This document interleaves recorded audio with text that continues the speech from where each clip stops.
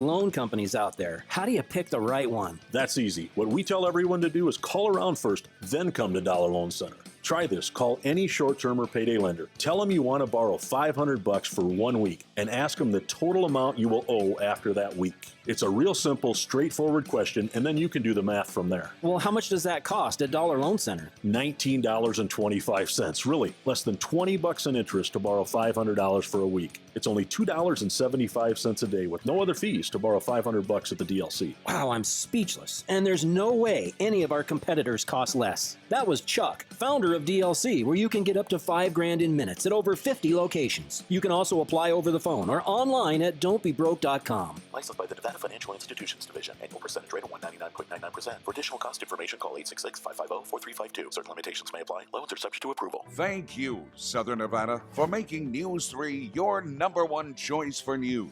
Thank you. When you wake up, and before you go to bed. Thank you for making News 3 your number one choice for news. This is Harry Jacobs from Credit Restoration of Nevada, inviting you to join me for The Credit Show, Saturday mornings between 9 and 10, here on the new 101.5 FM and 720 AM, Keynote. This station is conducting a weekly test of the Southern Nevada, Inyo County, California Operational Area Emergency Alert System. This is only a test.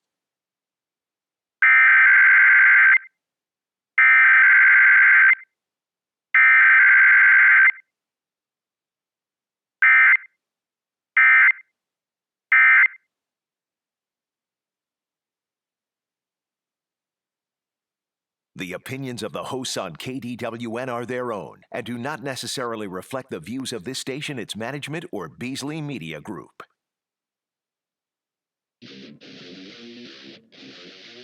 Right now, the day's biggest news stories from a Vegas perspective. This is the Vegas Take with Sharp and Shapiro.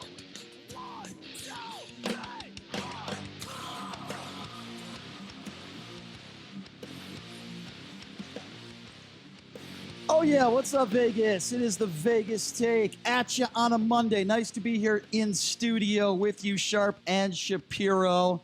Man, it's been a little while. Had a nice little Christmas vacation. Went back and saw my family. We'll get to all that later on in the show, but boy, do we have a lot to get to today. It's good to be back, man. So much has happened thus far in the last week and a half or so. I wouldn't even know where to begin, but I certainly will try. As I said, we do have a lot to get to, including this horrible tragedy that took place the day after Christmas at an intersection that I am at probably 4 or 5 times a day. That would be Desert Inn in Durango. It's about a block down the street from the radio station. Just tearing apart a family of 5 that was in a car where 3 people lost their lives, a fiery crash, and 2 young kids are in extremely critical condition right now. Our reporter will be on the scene of a Metro press conference giving us updates and hopefully specifics on how this crash actually happened. We'll get to that in hour number 2. Hour number 3, obviously a lot of NFL and college football to get to. We'll get to all that stuff. But a big news that, occurred over the weekend was learning of the death of Don Imus. Now, I've never been a Don Imus fan. I'll get to that in a minute. But there's a lot of people that were, sharing their condolences on Don Imus. What a great guy. Mike Francesa said, shocking news on the passing of my friend, Don Imus. He'll long be remembered as one of the true giants in the history of radio. Thoughts and prayers. Geraldo Rivera, rip my dear friend Don Imus, a great talent who scorched the airwaves, smart, relevant, funny, and entertaining. Governor Mike Suckaby, sad to hear news of the Don Imus death, was on his show many times. And many other people, and Huckabee talked a lot about the charity work that Don Imus did, and he did do a lot of charity work, but make no mistake about it. I said this on social media the other day. I'll say it again on the air right now. Don Imus was a blatant racist. That's right. You can talk negatively about somebody just because they died. Just because somebody loses their life, it doesn't mean you have to kiss their ass and say nothing but nice things about them. And I am not about to do that on the radio today. This was a man that was a hateful, racist human being. And I understand he was a giant in the radio business. And I understand that he raised money for charity for kids with cancer because he battled cancer. That's all well and fine. That's great. But it doesn't take away from the fact that this guy was a horrible human being. There are people that worked for this guy that said in the workplace he used the N-word openly. And how about some of the things he even said on the air? Let's start with the Rutgers women's basketball situation. The reason why he basically called himself, he said he retired, but we all know that's not the case. This is what he said about the Rutgers women's basketball team not that long ago, actually. So I watched the basketball game last night between a little bit of Rutgers and Tennessee, the women's final. That's some rough girls from Rutgers, man. They got tattoos and some hardcore hoes. That's some nappy-headed hoes there. I'm going to tell you that now. Oh, man. That's some... Ooh. Yeah, okay. You call a bunch of African-American women on a basketball team nappy-headed hoes. And now you have people like Mike Francesca and Geraldo Rivera and Mike Huckabee and Joe Scarborough praising this man, saying what a great person he was. It is utterly disgusting and ridiculous. Don Imus was not a good person. He certainly was a successful radio personality. I'm not going to take that away from him. He had a huge audience. He made a lot of money. He did raise money for charity and fighting cancer. Doesn't mean he wasn't a racist, though, does it? In 2008, Imus also made some comments about Dallas Cowboys quarterback Adam Jones that were deemed racist. Have a listen to this. He's been arrested 6 times since being drafted by Tennessee in 2005. What color is he? He's African American. Oh, well, there you go. Now we know. Now we know. What is he talking about? Why is he talking about... And by the way, Pac-Man Jones is never somebody that I've defended before in my life. Pac-Man Jones is a horrible human being. I've said that about Pac-Man a gazillion times. Why is he bringing his race and his color into it? Well, I'll tell you why. Because he's a racist. That's why. He also made comments about Howard Stern. During a 1984 interview, Imus used an anti-Semitic slur in a reference to Stern. In 1996, Imus also caused a stir in reference to President Bill Clinton and the First Lady Hillary Clinton. Made jokes about the extramarital affairs. He says, we all know that you're a pot-smoking weasel. White House spokesman called Imus a bit fairly tasteless. I don't really have a problem with those comments as much as I do the racist remarks. In 1993, though, Imus dismissed esteemed journalist Gwenna Phil. She happens to be an African-American, called her a cleaning lady. These are not funny comments. These are not comments that should make you laugh. These are not comments that should be deemed entertaining. These are not comments that would make you out to be a good human being. This has nothing to do with politics. It has everything to do with the fact of what I said earlier. Don Imus was a blatant racist a-hole. And now he is 6 feet underneath the ground. And as far as I am concerned, good riddance. Good riddance. And I know there are a lot of other people out there that are echoing what I say. There is no room in society for racist idiots. Now, Campaign, I want to ask you a question. If you don't know, Campaign is our videographer here, happens to be African-American. Campaign does a great job with our YouTube channel. And by the way, we are streaming live every day on the Vegas Take YouTube channel. So, Campaign, let me ask you from your perspective. When you see people or hear people, Mike Francesa, been in the radio business a long time, well-respected. Geraldo Rivera, a lot of people respect Geraldo Rivera for what he's done in his career. Governor Mike Huckabee, Joe Scarborough, saying nothing but praising Don Imus for a pioneer of radio, what the great things he's done in his career, the good person that he is. And now I play you some of that audio. It's just a few of some of the racist things he said over the years. What is your reaction? My reaction is, I'm trying to just be all around and understand like his scope of work, everything, But when someone says something like that, yes, he's a racist. And it's weird to say this. There are racist people that do good things, like he gives to charity and stuff like that. Sure, but he's just a racist. I mean, like he can be a racist and still do that. So I wouldn't personally hang out with him. Well, there are people that have worked for him, people that have interned with him, people that have worked around him, several people that have said that he has openly used the N-word around them. And when you listen to some of the things he said on the radio over the years, to be honest with you, it's nice that he raised money for charity. That's a good thing. Doesn't make him a good person. Well, I can tell you this. I don't think that any of those people were African-American that he used the N-word to. guarantee. I guarantee they were not. African American. But to me, it doesn't make it any better.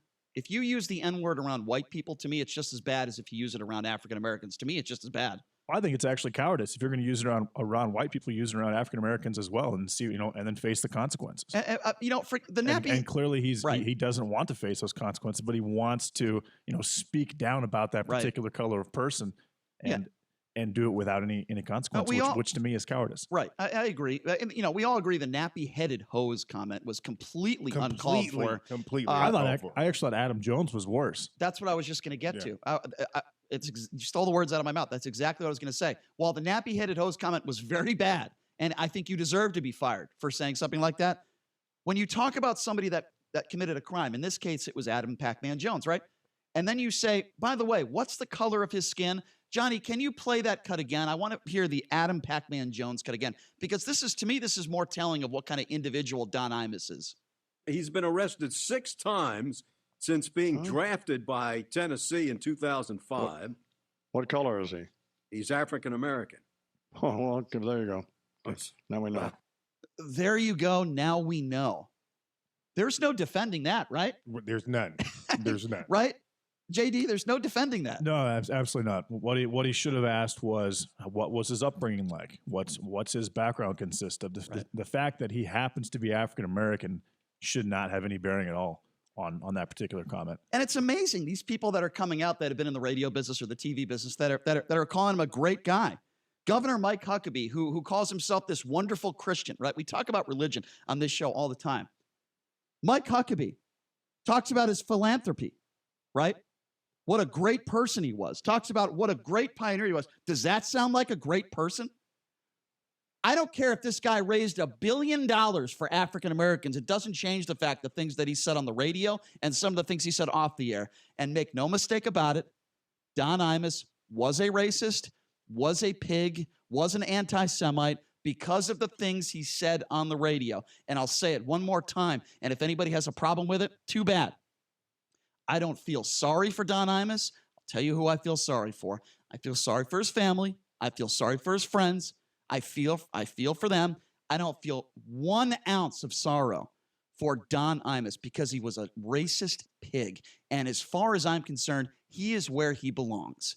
And I am going to end it there because he was an awful human being. And by the way, if you want to talk about real pioneers in radio, and look, everybody knows I'm a Howard Stern guy, and that's not why I'm going after Don Imus. I'm not going after Don Imus because of his feud with Howard Stern. I'm going after Don Imus for the racist pig that he was and the anti-Semite that he was. That's why I'm going after Don Imus.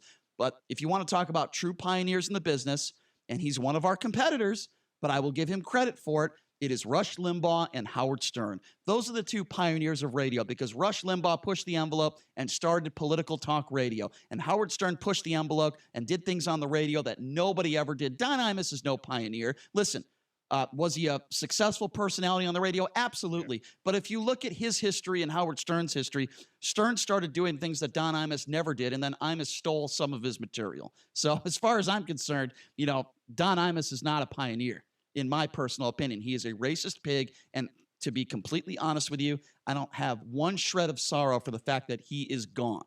And I will leave it at that. All right, here's what we're going to do. We're going to take a quick break. And when we come back, we're going to give you an update on the latest on this horrific car crash that took place the day after Christmas. John Schaefer is going to be coming in with the news. We're going to talk about that and all the big news of the day. Coming up next, you're listening to The Vegas Take right here on the all-new 101.5 FM, 720 AM, KDAWN. Looking for a great New Year's Eve party? It's happening at Texas Station, and tickets are only $49 plus fees. Come dance and party all night long with a live performance from the Grammy-nominated platinum artist Next and DJs spinning your favorite hits. Party favors a champagne toast with a limited number of room and dinner packages available. Make this New Year's Eve a memorable and affordable one. Tickets only $49 plus fees. Or go to any Station Casino box office and avoid the Ticketmaster fees. For more info, go to kdwn.com. At Quicken Loans, our 17,000 team members know that home is so much more than a house. That's because our clients tell us all the time. Hey, this is Jay Farner, CEO of Quicken Loans, and we want to help you save money on your mortgage with some of the lowest refinancing rates ever.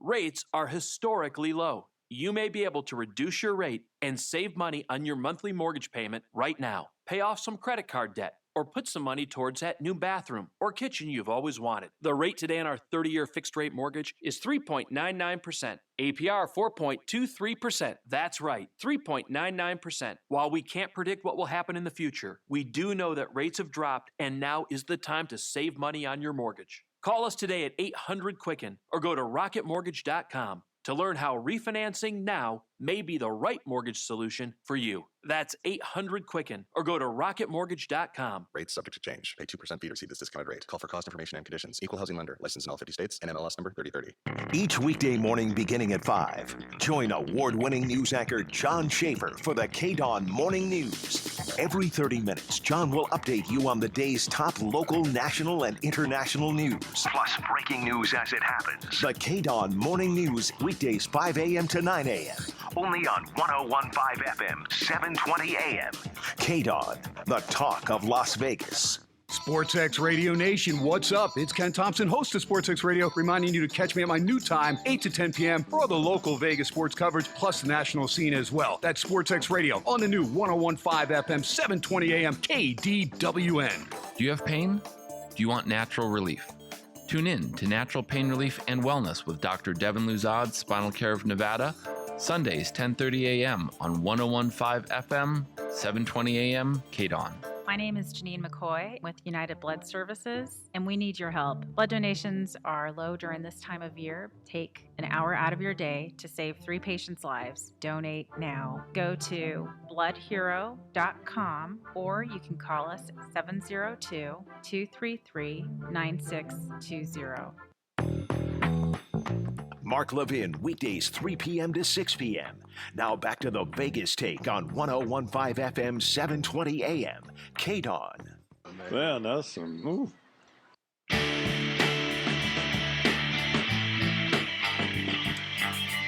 All right, welcome back. It is the Vegas Take, Sharp and Shapiro. By the way, a reminder coming up here, in about 10 minutes or so, we'll be joined by attorney Michael Avenatti. Ooh, do we have a lot to get to with him? Including now moving on to the Senate trial with the impeachment process. So we're going to talk to him coming up here in just a few minutes. And as I mentioned, we're going to be covering the latest on this horrific car crash that took the lives of 4 people. Joining us in studio right now is KDWN news anchor John Schaefer. John, how was your Christmas, my man? It was good. How was your trip back home? Positives and negatives. I guess it's good to see it was good to see the family, but I absolutely hate Connecticut. I really do. Yeah. I hate that state. I get it. I absolutely hate it. The weather's terrible. I walk off the plane, it's like 17 degrees. I go to Walmart and I try to buy some groceries, and I have to pay for bags because plastic bags are. Is that going to happen in Nevada? Please tell me that's not going to happen. Is it going to happen? It will happen as more and more Californians move here. That That's where it all started. Why don't we do that like we do with cans? If you return the bags, it give you 5 cents or something. Why are they torturing everybody? Is this a Green New Deal thing? What is going on? No, it happened long before that. Oh, is it? Yeah. Okay. All right. So when is this going to happen in Nevada? I don't know. I'm just saying that because of the influence of California here, that it will happen here. Oh, God. But it may be the blueprint and influence to the Green New Deal, Brian. Well, listen, I am origins. I am not for these plastic bags, and for the record, I am not voting for Bernie Sanders, and I don't think Ocasio-Cortez is going to be running for president anytime soon. But we will see what happens. She was actually just announced as probably the front runner in 2024 and the future of the Democratic Party last week. No, who said that? Who? All over the news, Brian. No, but who said that? Who in the Democratic Party made that statement? Just a bunch of different news outlets. Right. So it could be just a bunch of morons that are just trying to cause up a stir, right-wing websites. I don't believe that for a second. First of all, she's not the spokesperson for the Democratic Party. But anyway, we're getting off kilter because we didn't have John Schaefer come in studio to argue about Ocasio-Cortez. That's for me and JD to talk about later. I kind of like having the front row seat to it, though. Anyway, we do have Ocasio-Cortez always in studio. Well, it's a cardboard cutout of Ocasio-Cortez wearing our Vegas Golden Knights hat. She is very pleasant to look at. Not very pleasant to hear her speak at times. I'll just leave it at that. Anyway, Mr. You have the silent one exactly. She can't talk in studio. All right, Mr. Schaefer, we want you to talk. What's going on in the news? Well, one man is dead following a fatal one-vehicle crash last evening on the 15 South near the US 93 exit. Police said the 24-year-old man lost control of his vehicle, went off the road. The SUV rolled over. He was not wearing a seatbelt and was partially ejected. A passenger in his vehicle received minor injuries. course, that fatal crash last week, too, with 4 people here on Durango. We'll have an update on that coming up with Chris Wynn in the next hour. That's right. Press conference. Thank you for mentioning that, John. And just a reminder, yes, at 10:30, Metro Police are holding a press conference. All they're saying about the driver who caused that crash, who lost his life as well, is that it was reckless driving, high speed. Yes. But what we don't know, and we probably will not find out today, John, you probably know more about covering this stuff than me, but it takes a long time for the toxicology report to come out. So we're probably not going to know if he was impaired. But based on how the accident happened, how could he have not been? Yeah. Right? They said he was flying, driving recklessly, and the roads were wet because it was raining all day. People don't know how to drive, and when you ignite and it was icy. I mean, I definitely slid out on the ice a couple of times. Yeah, I mean, we're going to talk a lot more about that at 10:30 because I have a lot of strong feelings of, people that kill innocent people on the roads. I think our laws need to change. I'll explain that. And we have a live update from the press conference at Metro headquarters, as John alluded to. Chris Wynn, our correspondent, will be down there. So any new information that we get, we are going to go to Chris. It's a tragic story. It's a story that actually made national news because it's not luckily, it's not every day or when you hear about just a horrible crash like this. We hope it never happens. But it happened right down the street from where we live, John, right down the street from the radio station. And it's I really just don't know what to say. It's horrible, but we'll give up the GoFundMe page information. Okay. I mean, a 4-year-old girl lost her life. A 17-year-old most likely paralyzed for the rest of his life. A 10-year-old is still in a coma. It breaks your heart, man. But we will cover this story. We'll do everything we can to help the family. Billionaire Elon Musk says an underground transit system using self-driving vehicles underneath the Las Vegas Convention Center could be up and running next year. Once operational, the system is designed to transport people in autonomously operated vehicles supplied by Tesla. The cars will be able to transport up to 16 people at a time through parallel tunnels, each running in a single direction. What do you think about that? I kind of like this idea. It's kind of cool. What do you think about this, guys? What do you think? I love it. Yeah? Yeah, I think it's kind of innovative. Mm-hmm. Being that I used to work at the convention center, Yeah. and going from one end to the other, Yeah. that's going to make like Las Vegas like the convention center capital of the world. Like just the time that you would save to going from one end to the other end, and they're building the other side. I don't know if you have been down there lately, but seeing how far they've got on the construction of looks good. Oh Yeah. my God! I mean, it would take you, if you walked that, it would probably take you 20 minutes. And then imagine if it's packed with people. It would take you an hour. Yeah. No, I'm all for it. It's a very intelligent idea, especially considering how many conventions take place in Vegas. Right. I'm all for it. That's not going to stop you. As long as these tunnels aren't holding homeless people. Yeah. Speaking of conventions, Ivanka Trump is going to be the keynote speaker at CES coming up in 2020. Oh, really? Yeah. It doesn't even look like she's going to be in the Trump administration if he wins in 2020. But anyway, that's something else we will talk about later on in the show. John, what's up? Speaking of CES, a sex toy that can be controlled through a mobile app is a finalist for the Last Gadget Standing Award at CES 2020. This year marks the first time sex technology products can qualify for awards or be showcased as part of the health and wellness category during the tech-focused trade show. It runs January 7th through 10th here in Las Vegas. John, you going to buy that gadget? Be honest. Well, Christmas just went by. No, but it's seriously. But John, when's your birthday? 3 weeks. Wait, hold on a second. You're going to get our program director a sex toy for his birthday? I'm just saying he has an opportunity to gift that receive keeps the on gift. giving. Yes. I don't think that's inappropriate. We should have a Laura go and cover that. Laura Jensen. We should. Yes. Porn star. Yeah, we should. Yes. Speaking of porn, by Yes. the way, I do want to bring this up. Okay. The AVN Awards are coming up in a few weeks. The AVN Expos. So I promise you we will be covering that. And for those of you that think, I have good news for you. For some of you listening that think anybody that talks about porn, it's smut, well, I got good news for you. We're definitely going to be talking about it a lot in a couple weeks, so screw you. John, go ahead. Well, the boozy nights we hope we'll never forget can often turn into mornings we don't want to remember. For anyone who's ever had one of those nights and paid the price, you're not alone. And a new museum is open this month in Croatia dedicated to hangovers. The museum is laid out like a boozy walk home with rooms resembling a street, storefronts, a park, and finally a bedroom where you can piece your journey together. You begin by putting on goggles that simulate drunkenness. Wait, hold on. I'm confused. There's a museum dedicated to people that are on hangovers? Is that dedicated to people that have had hangovers?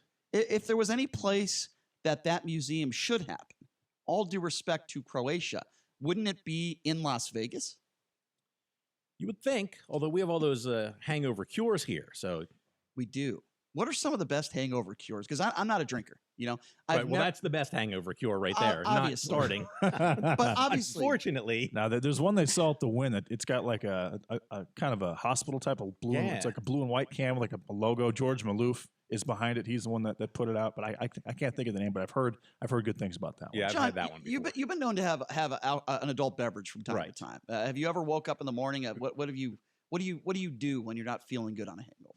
Lay around all day because there's nothing really you can do. It's just watch football. Yeah, I mean you can get those intravenous feeds, but they do that for professional athletes, I'm not don't they? going to do that.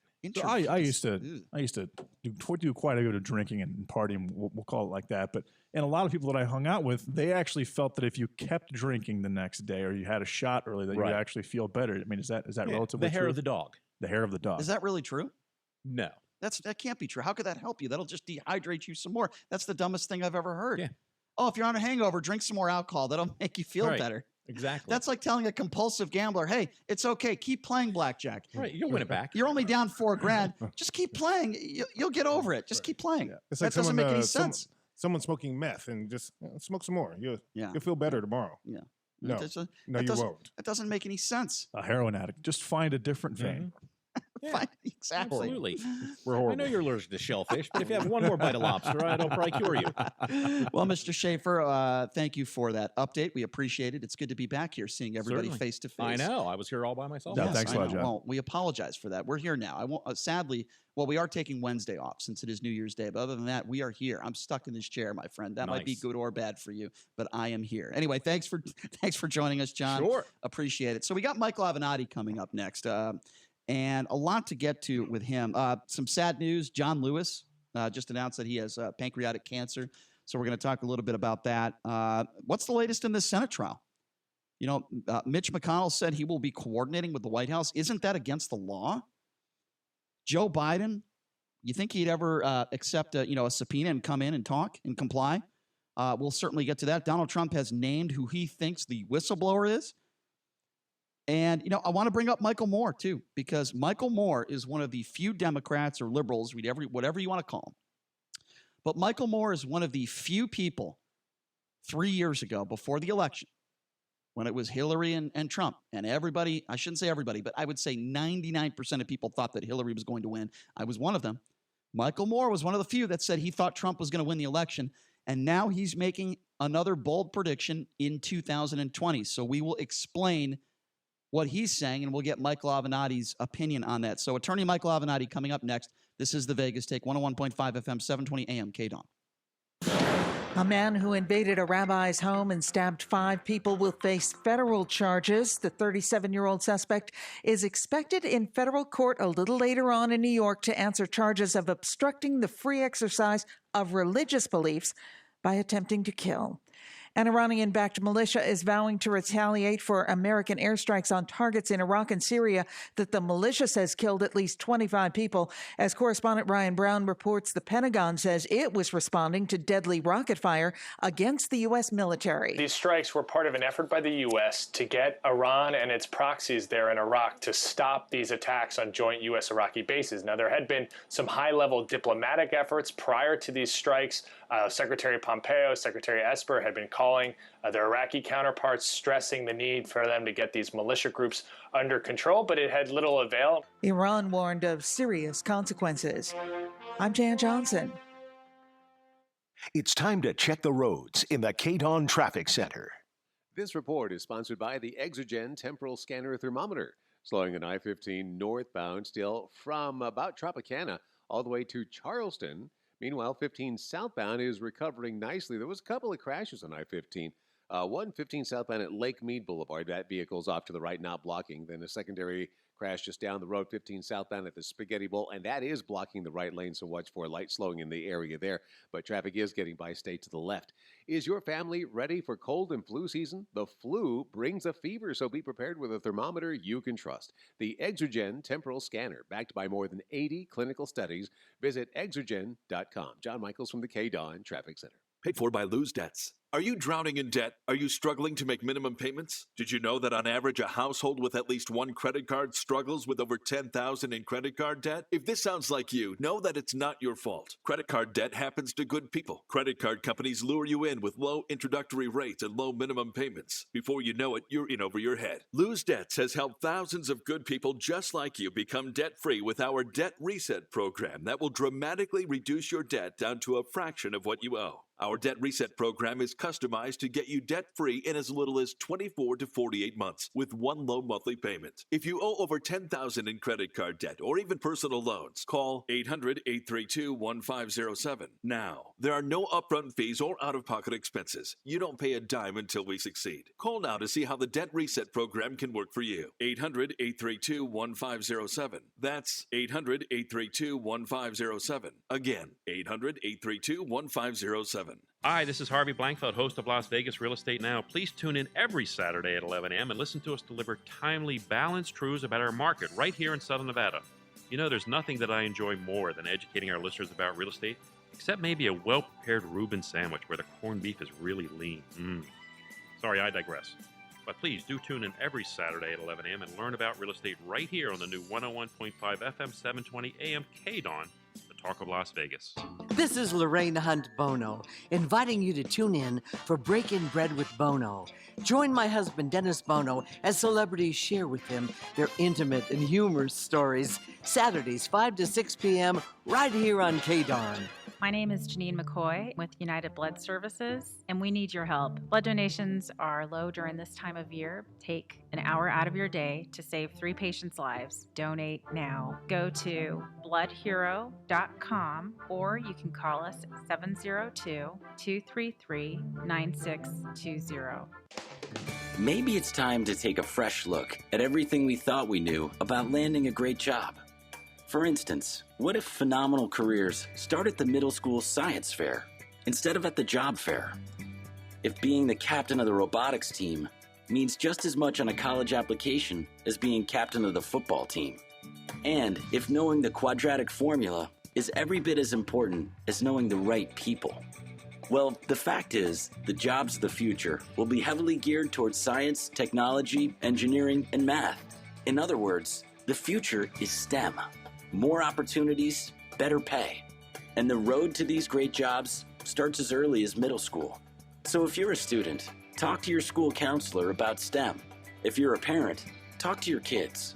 Because the job you'll get in the future may very well depend on what you do today. A public service message from America's Navy. Sean Hannity, weekdays noon to 3 p.m. Now back to the Vegas Take on 101.5 FM 720 AM. K-Dawn.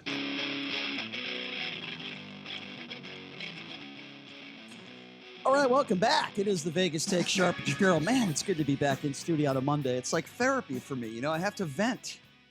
It's what I do here. It's like a free therapy session for Shapiro. Anyway, welcome back to the program. As I mentioned earlier, coming up here at 10:30, we'll have a live press conference. We have someone out there covering it, Chris Wynn, this horrific car accident that took place the day after Christmas. But, you know, it's been a while since I caught up with this guy.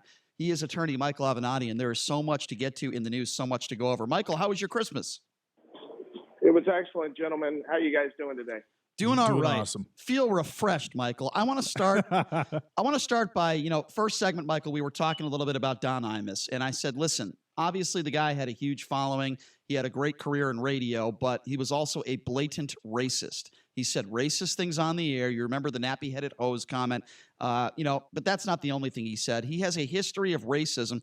Explain to me, Michael, and I want your opinion on this, but explain to me why there are so many people out there, so many white people in radio and TV that are praising this man. I just don't understand it. Give me your thoughts on this. To me, Don Imus was just a horrible human being. Well, I mean, I agree with you that he had made a number of racist comments, completely inappropriate comments over the years. But, you know, I think that in American society, when someone passes away, when they die, you know, a lot of people look to see the good in them. They praise them for their positive accomplishments, and their negative traits or what they engaged in gets minimized in death. I don't necessarily know that that's a bad thing. I think you see it, across the entire spectrum, whether somebody's on the right or the left. I think it's pretty consistent, and I think that's what you're seeing this morning. Yeah, I guess I understand that. I just refuse to go on the radio and say this was a great man who did so many great things for so many people. I'm just calling it like it is. Yes, he did raise some money for cancer research. He fought cancer himself. I feel for his family and friends. I don't feel for him, but that's just my opinion. That's just how I feel, Michael. But moving on, let's talk quickly. We're going to get to obviously what's going on with this Senate trial and Donald Trump. But before we get to that, I want to get to some other issues with you, Michael. This Texas church shooting, right? 2 dead, 1 critically injured. There were 4 or 5 people in this church that were legally carrying. And, because of that, there's no question. You can't deny it. More people would have died. But with that being said, everybody on the right-wing talk shows are saying, see, this is what we need. We need more guns. More guns are going to save lives. Nobody's talking about red flag laws. Nobody's talking about how this guy got a weapon. Nobody's talking about assault weapons on the right. It kind of frustrates me a little bit, Michael. While I'm really happy that there were several people in this church that, executed this guy and that were legally carrying, I really don't think more guns are the only things that we should be talking about here. I don't necessarily think that's the answer. What do you make of this story? Well, look, I agree with you. And so everyone on the right is going to say, see, this is a reason why everybody should be able to carry. This incident only lasted 6 seconds because you had a number of people carrying. If it wasn't for that, there would have been more lives lost. I think that's a faulty premise for the following reasons. First of all, if we had complete gun control, the guy may not have even had a gun in church to begin with, exactly, to even start the rampage. Mm-hmm. Okay? So you can't say that the lack of gun control actually helped avoid the loss of more lives. I could make an argument that the lack of gun control actually cost 2 lives. Forget about whether there would have been more lives there lost. You go. I mean, I don't know the circumstances under which this individual got the gun, what kind of gun he used, et cetera. I don't know that yet, but I think it's a faulty argument. I agree. I agree with you completely. I mean, why did it even happen in the first place? And the idea, as many people want to say that white supremacy is not out there. We see domestic terrorism all the time. And yes, the gentleman in this synagogue was an African American. He has just pleaded not guilty to stabbing 5 people at a Hanukkah party with a machete while being completely silent. And then he douses himself in bleach. We've seen a rise in hate crime like perhaps we've never seen before, at least not in my lifetime. What, if any, responsibility do you put on the Trump administration, and what do you make of these types of incidents that it seems like we're talking about on a weekly basis? Well, I think anybody that tries to claim that Trump has not had an impact on the rise of hatred in America and hatred of various groups, I just think that's foolish. I think it's without any basis whatsoever, and it ignores the reality of the situation. Look, a lot of this starts at the top. Did Trump put the machete in this guy's hands? Did he call out for violence against those of the Jewish faith? Of course not. But the fact of the matter is that when you have a president of the United States who behaves in the manner in which he behaves, incites violence in many ways, seeks to divide America, seeks to pit us against them, it's no surprise that that's going to trickle down to many citizens and others in the United States, and it makes it acceptable almost to carry out these acts. It starts at the top. I do think at times that Trump's rhetoric and his approach to situations and the things he says, they kind of speak to the extremist mindsets. I think he speaks to extremists, and when they're very, very impressionable, things like this can take place. I agree with that. Yeah, no question about it. All right. Well, we all agree on that, Michael. Now let's talk about this Senate trial. I wanted to get your reaction to this. I haven't been here in a little while. I've been on vacation, but Mitch McConnell's statements that he made over a week ago in regards to saying that he is going to be coordinating with the White House when it comes to this trial. As an attorney, Michael Avenatti, is he breaking the law by saying he's going to do that? That is not when he took the oath of this office, Mitch McConnell. He knows that he's breaking the law, is he not? Well, I don't know that he's breaking the law per se, but, as an attorney, and I'm not just an attorney, I'm a guy that has a lot of trial experience, and, not all attorneys have trial experience. Let me just tell you, I find this to be completely unacceptable, unheard of. It's almost as if you have jurors announcing prior to a trial even beginning that they've already decided how they're going to vote, and they're not going to actually listen to the evidence. They've already made up their mind. If anybody came into a court of law and actually said that, they would be tossed off the jury. If any judge announced at the beginning of a case that he or she had decided the defendant's guilt or innocence before hearing any evidence, that would be completely improper and grounds for disqualification of the judge. That's not how this process is supposed to work. I mean, McConnell and others have basically set up a situation where they've already announced there's not going to be a real trial.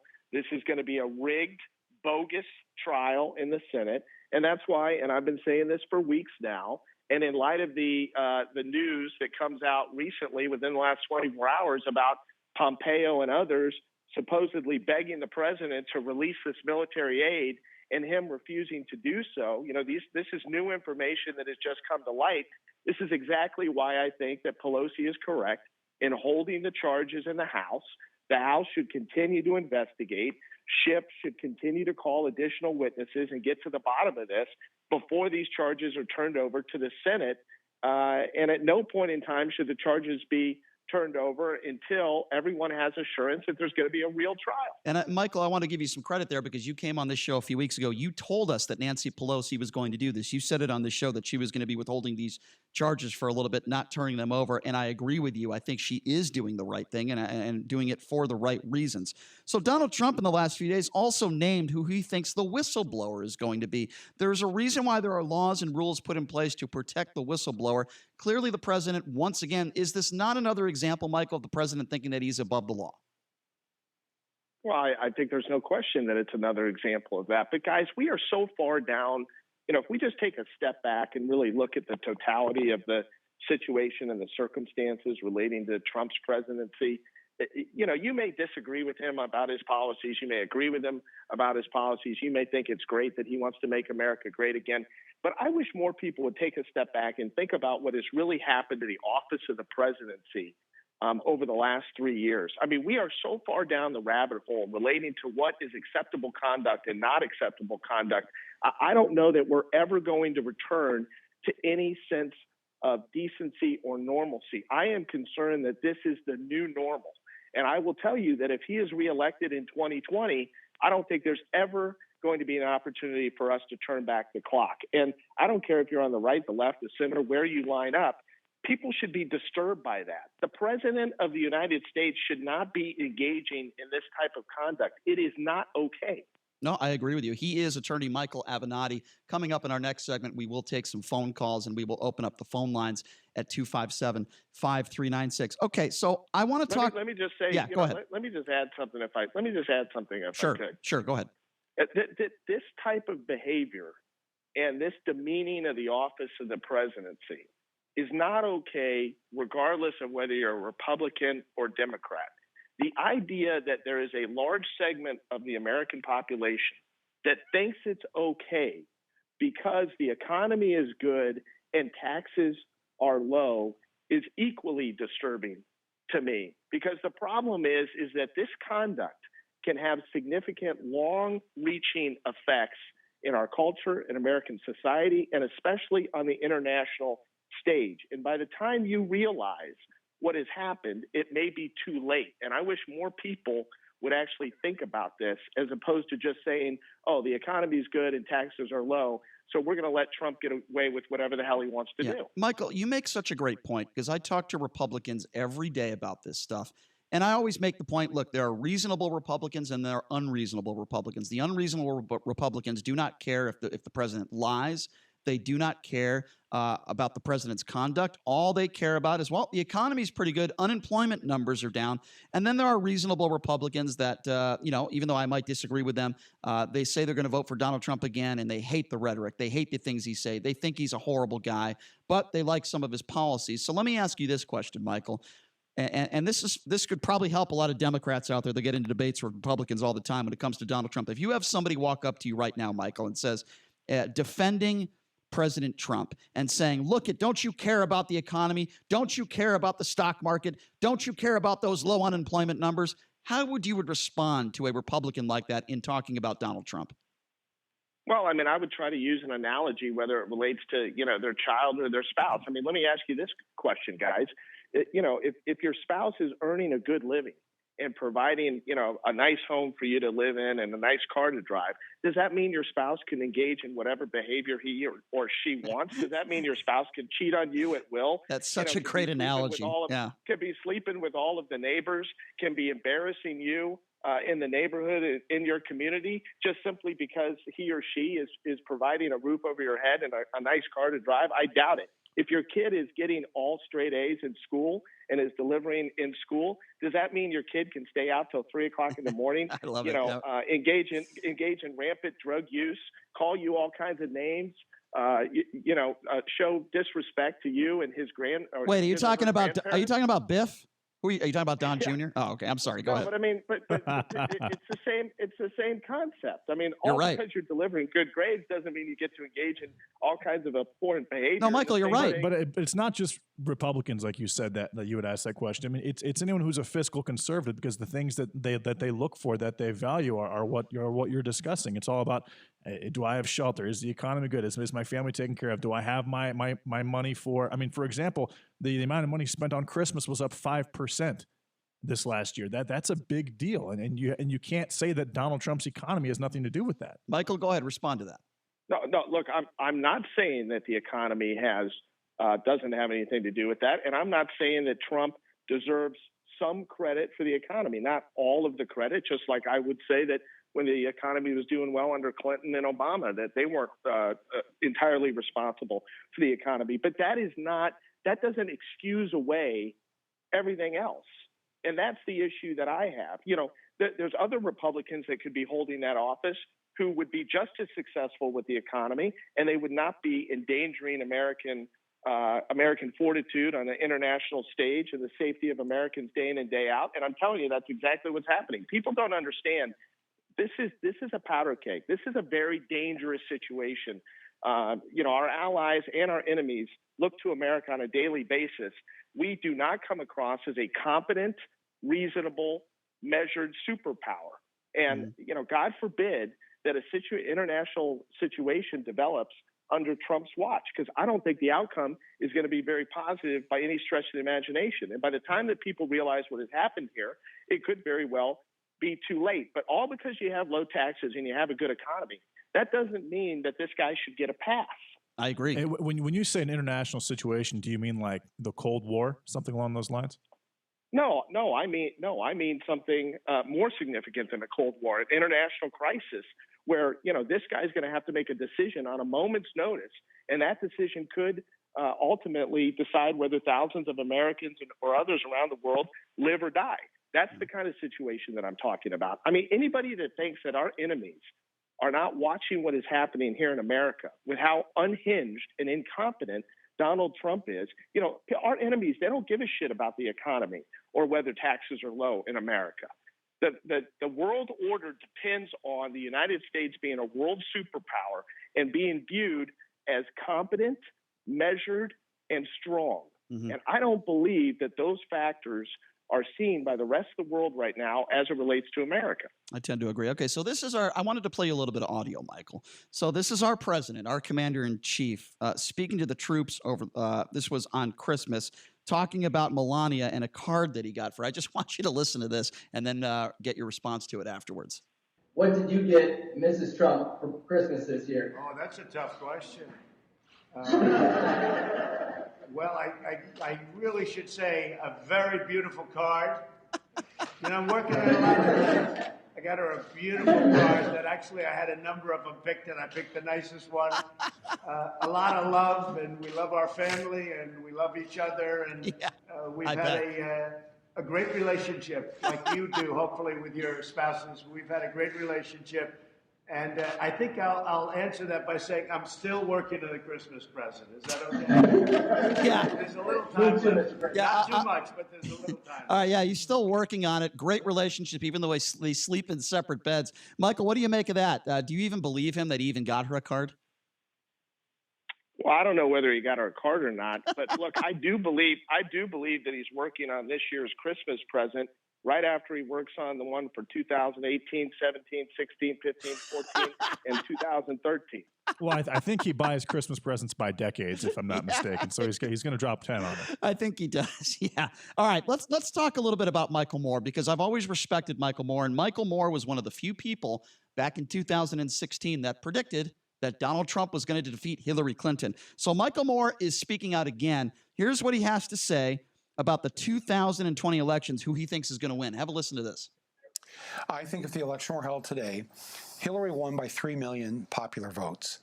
I believe whoever the Democrat is next year is going to win by 4 to 5 million popular votes. There's no question in my mind that people who stayed home, who sat on the bench, they're going to pour out in California, New York, and but also in Texas and whatever. I mean, places that Trump will probably win, but yet there's going to be a much higher percentage of people voting against him. The problem is that he will, if the vote were today, I believe he would win the electoral states that he would need, because living out there, I will tell you, his level of support has not gone down 1 inch. In fact, I'd say it's even more rabid than it was before, because they're afraid now. They're afraid he could lose because they watched his behavior. So they are voracious in their appetite for Donald Trump. All right, Michael, do you agree with Michael Moore and his statement there? Well, I do agree with his statement, and it's consistent with what I've been saying on this show now for months. Although I'll tell you where I disagree. I don't think it's going to be 4 to 5 million. I think that Trump will lose the popular vote between 5 and 6.5 million. And it would not surprise me if it was over 6 million votes. Honestly, I have preached on this show that it's all about the swing states. I've identified them time and time again. I can't tell you how many times we've talked about it on this show. It's all about the swing states. I've said that in my travels to these swing states, which were extensive in the last year or so, that these folks view Donald Trump differently than many of us do on the coast. This isn't about New York or D.C. or California. This is about those key swing states. And that's really what it's going to come down to. You got to be able to appeal to voters in those key swing states. I've talked about the fact this isn't going to be a revolutionary election, even though many of my fellow Democrats would like it to be. It's not going to happen. In the history of the United States, no president who ran for re-election with a good economy has ever been defeated.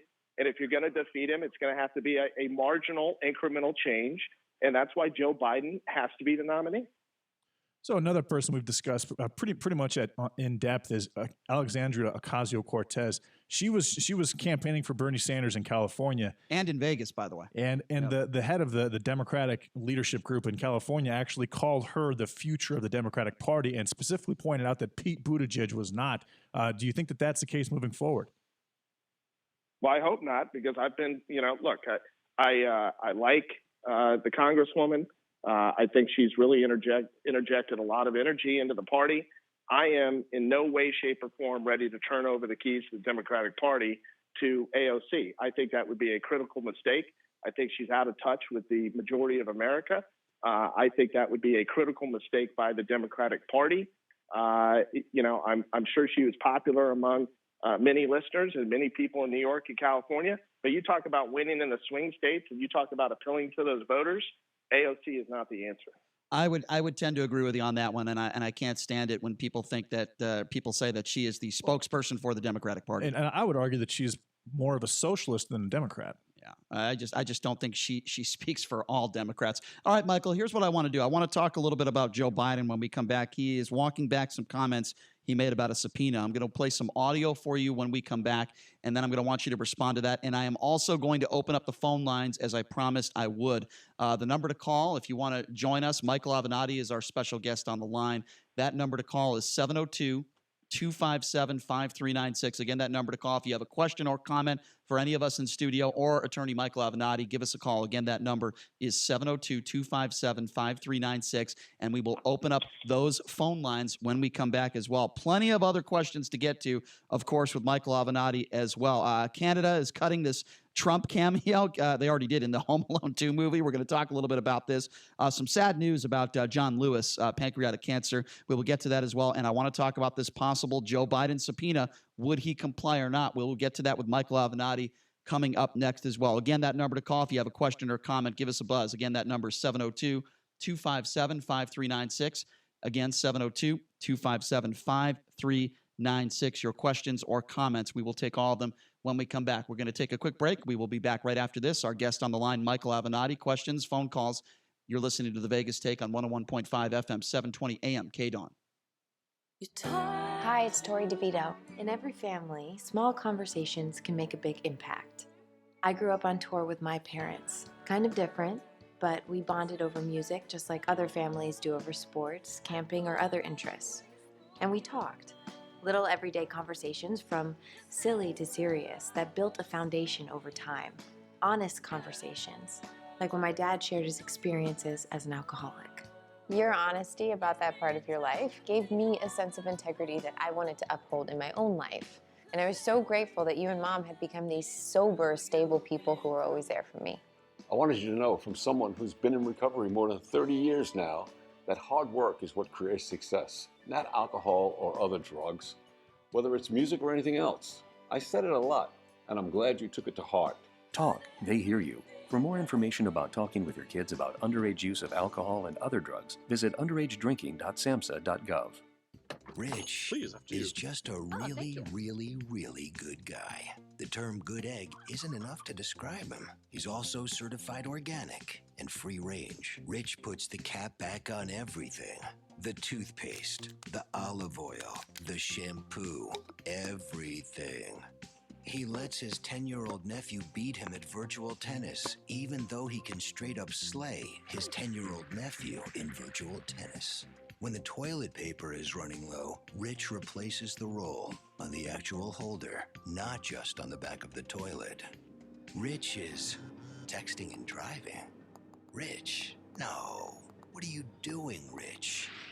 I was just telling everyone how great you are. Texting and driving makes good people look bad. Visit StopTextStopWrecks.org. A public service announcement brought to you by the National Highway Traffic Safety Administration and the Ad Council.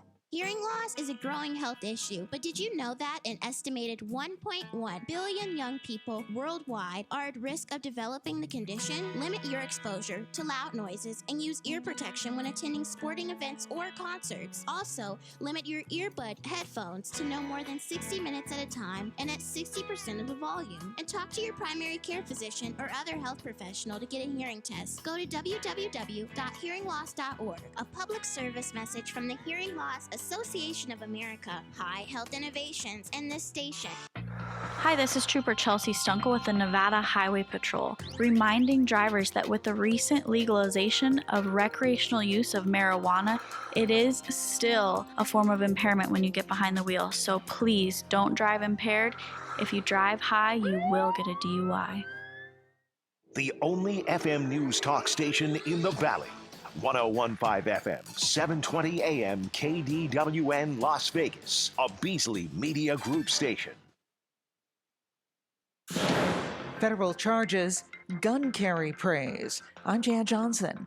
A man who invaded a rabbi's home and stabbed 5 people is due in federal court shortly to face escalated charges. Federal prosecutors say they are filing charges of obstructing the free exercise of religious beliefs by attempting to kill against the 37-year-old suspect. New York Governor Andrew Cuomo is also calling for a new state law to combat what he calls domestic terrorism. There is a scourge of hate in this country. It's ignorance, it's intolerance, but it's also illegal, and it's spreading. And it is a cancer because it pits one cell against another. Texas officials are praising the armed churchgoers and the law that let them carry weapons into the church service, where a man with a shotgun opened fire yesterday. State Attorney General Ken Paxton outside the church just a short time ago. After the legislation was passed, recently allowing or making it clear that you could carry in churches, their leadership and their current security team decided they needed to train people in the congregation, and that's exactly what they did. The assailant was killed within seconds, although 2 of the congregants also died. An Iranian-backed militia is vowing to retaliate for American airstrikes on Iraq and Syria that U.S. officials say were in retaliation for rocket attacks on U.S. service personnel in Iraq. Correspondent Ryan Brown at the Pentagon. There are some 5,000 U.S. troops still in Iraq where they work with the Iraqi government, where they help fight ISIS. Senior leaders concerned about where this was going to go, but they're going to watch Iran closely and its allies to make sure they don't try anything in retaliation. A top White House advisor is telling Fox News the administration expects to sign phase 1 of a trade deal with China in the next week or so. On Wall Street, the Dow is down 92 points. I'm Jan Johnson.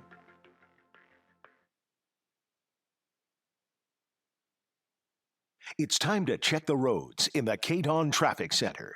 This report sponsored by Lowe's. Watch for slowing for a crash reported on Oakey Boulevard at Maryland Parkway and an accident on Valley View at Charleston Boulevard. A hit-and-run accident investigation at Cameron at Flamingo.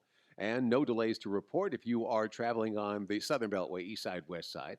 Another accident, this one with injuries, Pecos at Twain. Watch for police and fire at the scene. Pros do it right by shopping at Lowe's to save on the supplies they need most from the brands they trust to get the job done. Do it right for less. Start with Lowe's. I'm John Michaels from the KDON Traffic Center. It's open enrollment season, and Medishare is the Christian healthcare sharing ministry that saves most families about $500 a month. Google Medishare and see if it's a fit for you. Medishare, healthcare you can believe in. It's the year-end sale at Mattress Firm. Through Tuesday, save up to $600 when you get a king mattress for the price of a queen. Plus, get a free adjustable base with your $4.99 purchase. John Schaefer here for my friends at Numel Medical. You know, I've been telling you about them for a while now, and here's why. Because they are the innovators. You know, anytime you have an original idea, an original concept, you have somebody that comes along and they see the success of that original concept. Then they try and make it their own, and unfortunately, it's usually just a cheap imitation. Well, not with Numel Medical, because they are the ones who got out in front of this. Testosterone replacement, ED treatments, they're the ones who've been leading the way in the nation for sexual health procedures, and they've been providing tens of thousands of men in the Las Vegas area alone for the past 7 years with that help. Numel Medical starts with your first visit, and they are going to be there with you every step of the way. After I went there for my first visit, I felt comfortable and relaxed knowing they could help guide me through any issue I had.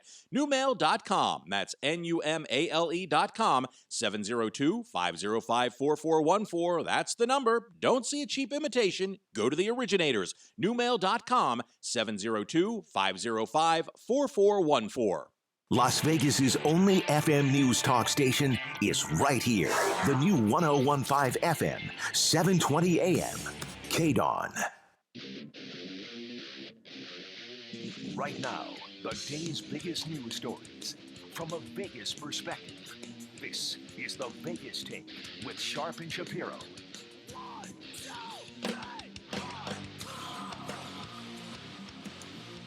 All right, welcome back. It is the Vegas Take. Sharp and Shapiro, 101.5 FM, 720 AM. Also streaming online. If you want to see our pretty mugs, we are on YouTube right now. Check it out, the Vegas Take page. And our very special guest on the line is attorney Michael Avenatti. I promised I would get to some of your phone calls. We have a few phone lines open if you want to give us a buzz. 702-257-5396. 702-257-5396. Why don't we start off with Brady?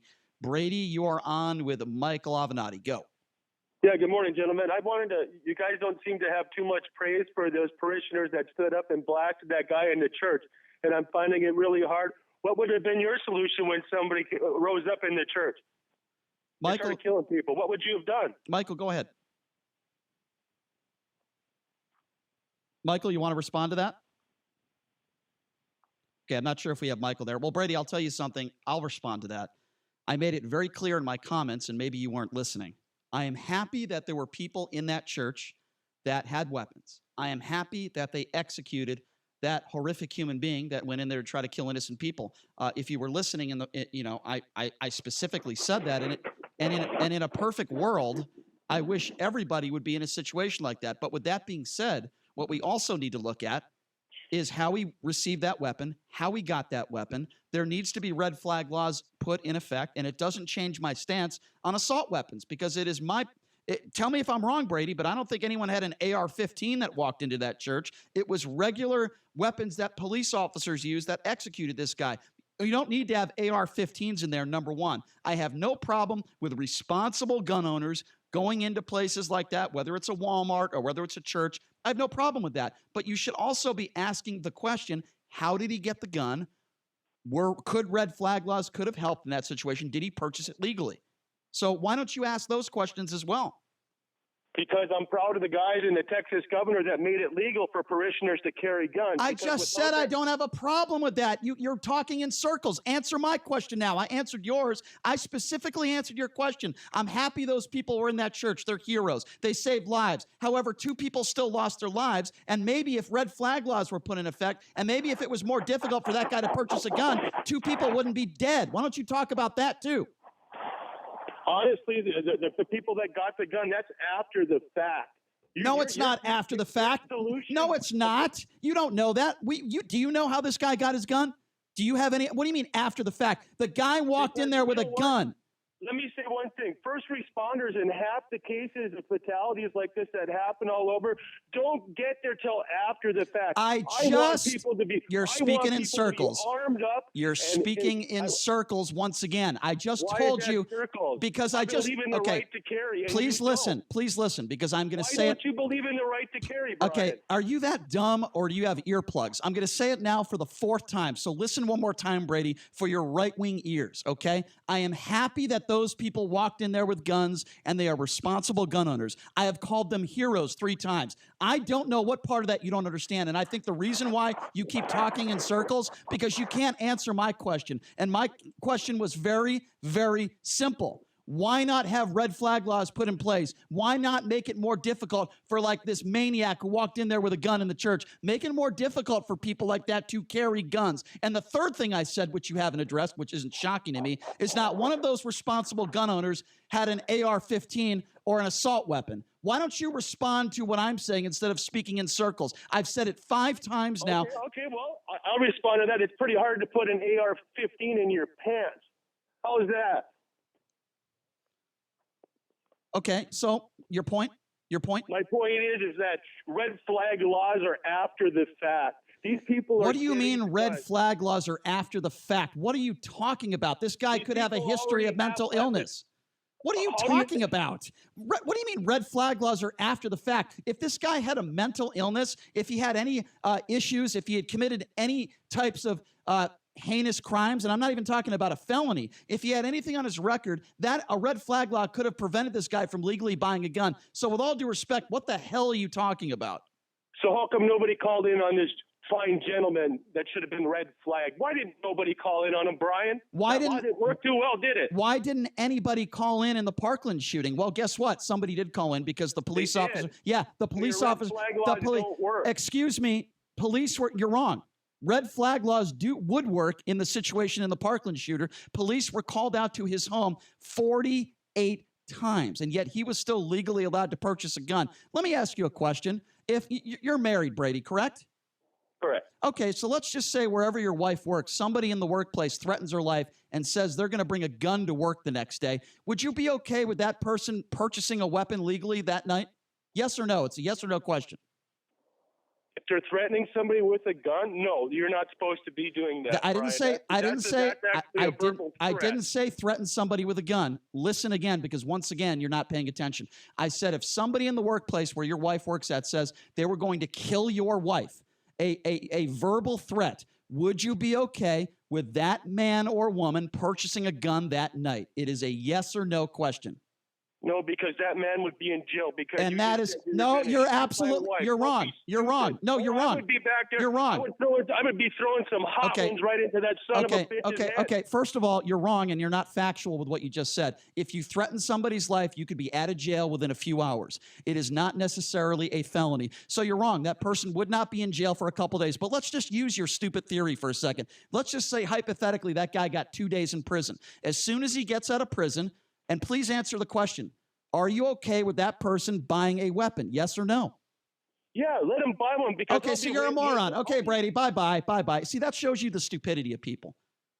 I just gave a situation where somebody could God forbid, threaten your wife of killing your wife, and Brady just said as soon as that person gets out of jail, he would be okay with that person buying a gun. Do we see how some people have such a low IQ that they can't even answer a question honestly? I gave that in the easiest possible scenario, and he couldn't answer the question.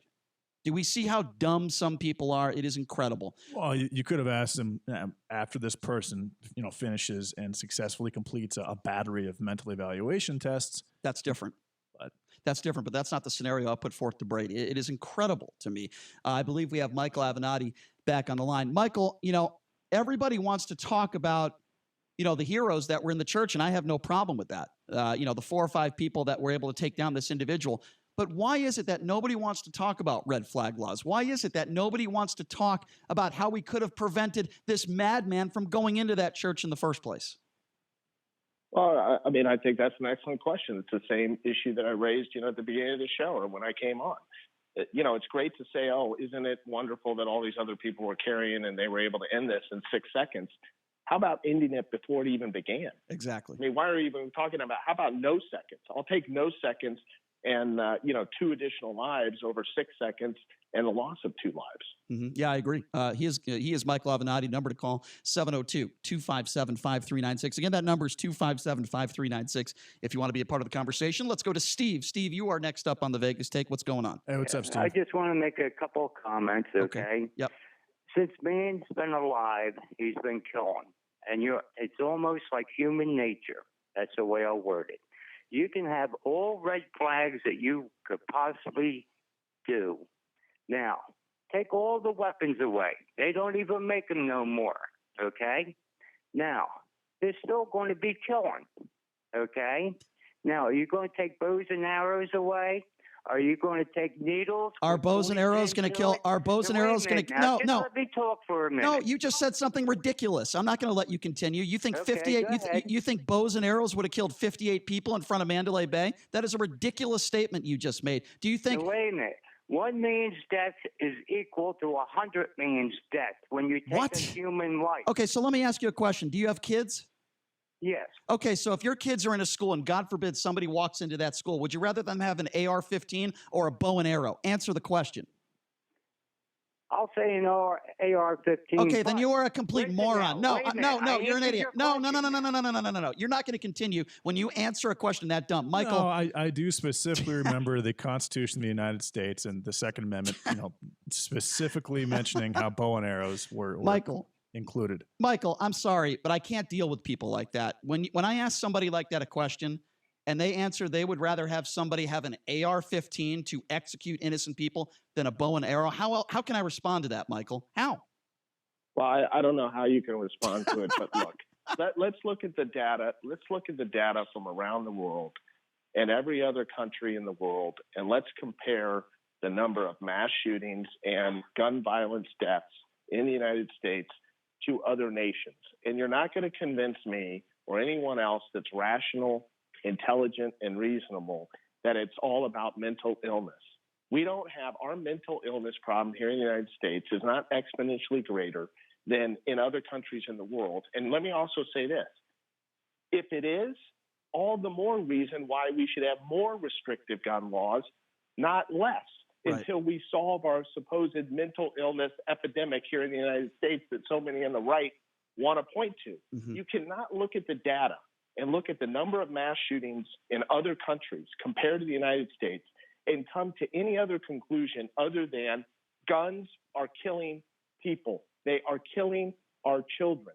I was talking to my daughters for the last few days, actually, and, I was recalling about when I was in high school, we would do drills relating to the Cold War. Right. Right. We would do drills relating to a potential nuclear attack.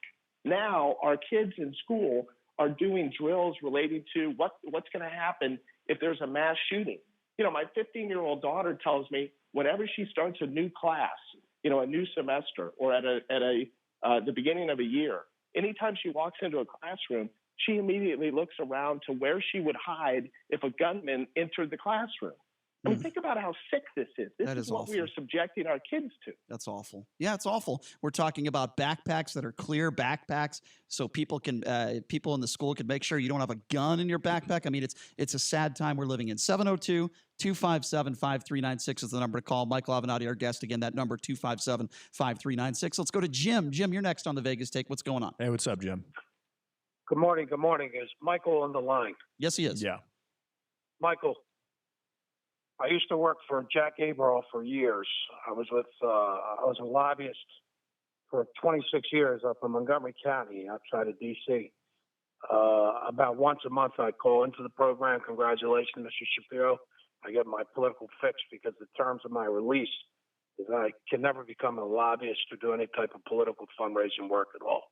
So, Michael, I wanted to wish you good luck on the upcoming trial that you're going to have, and congratulations on the one that was thrown out of the state of New York.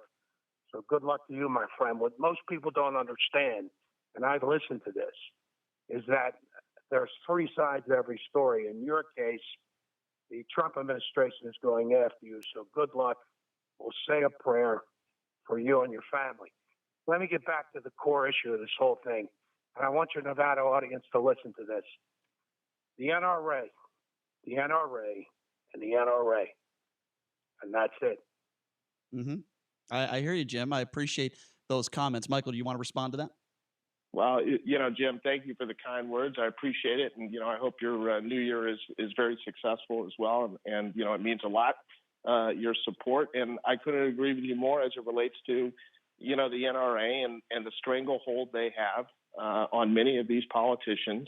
And they're really setting policy in the United States relating to gun control and guns.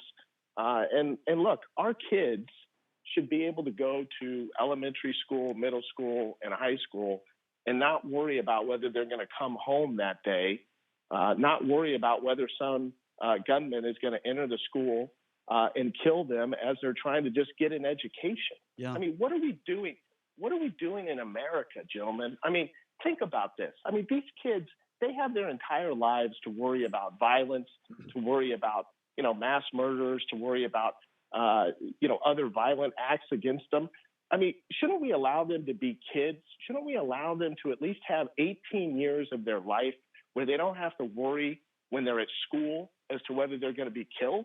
And that's a good point. I would say that not just not to worry, but not even to have that thought ever cross their mind. When I was young, when I was that age, I never even considered something like that. And Same with me. And in this day and age, with how everything that negative that happens is thrown in your face with social media and with the internet, I would think that the fact that these kids are having to do this is actually putting on early onset anxiety with them. Yeah. And here's a perfect example where we have a guy call in and he thinks if somebody wants to kill innocent people, he would rather that person have an assault weapon than a bow and arrow. That is the type of moron that Donald Trump is talking about when he says I could shoot someone on Fifth Avenue and they would still vote for me. The guy has an IQ of about 10. 257-5396 is the number to call. Michael Avenatti is our special guest on the line. Let's go to Charlie. Charlie, you are next on the Vegas Take. What's going on? Hey, what's up, Charlie? Good morning, gentlemen. How are you? Good. Hey, I agree with a lot of your red flag, everything you guys have stated, but the bad part about this is when are we going to get rid of the black market?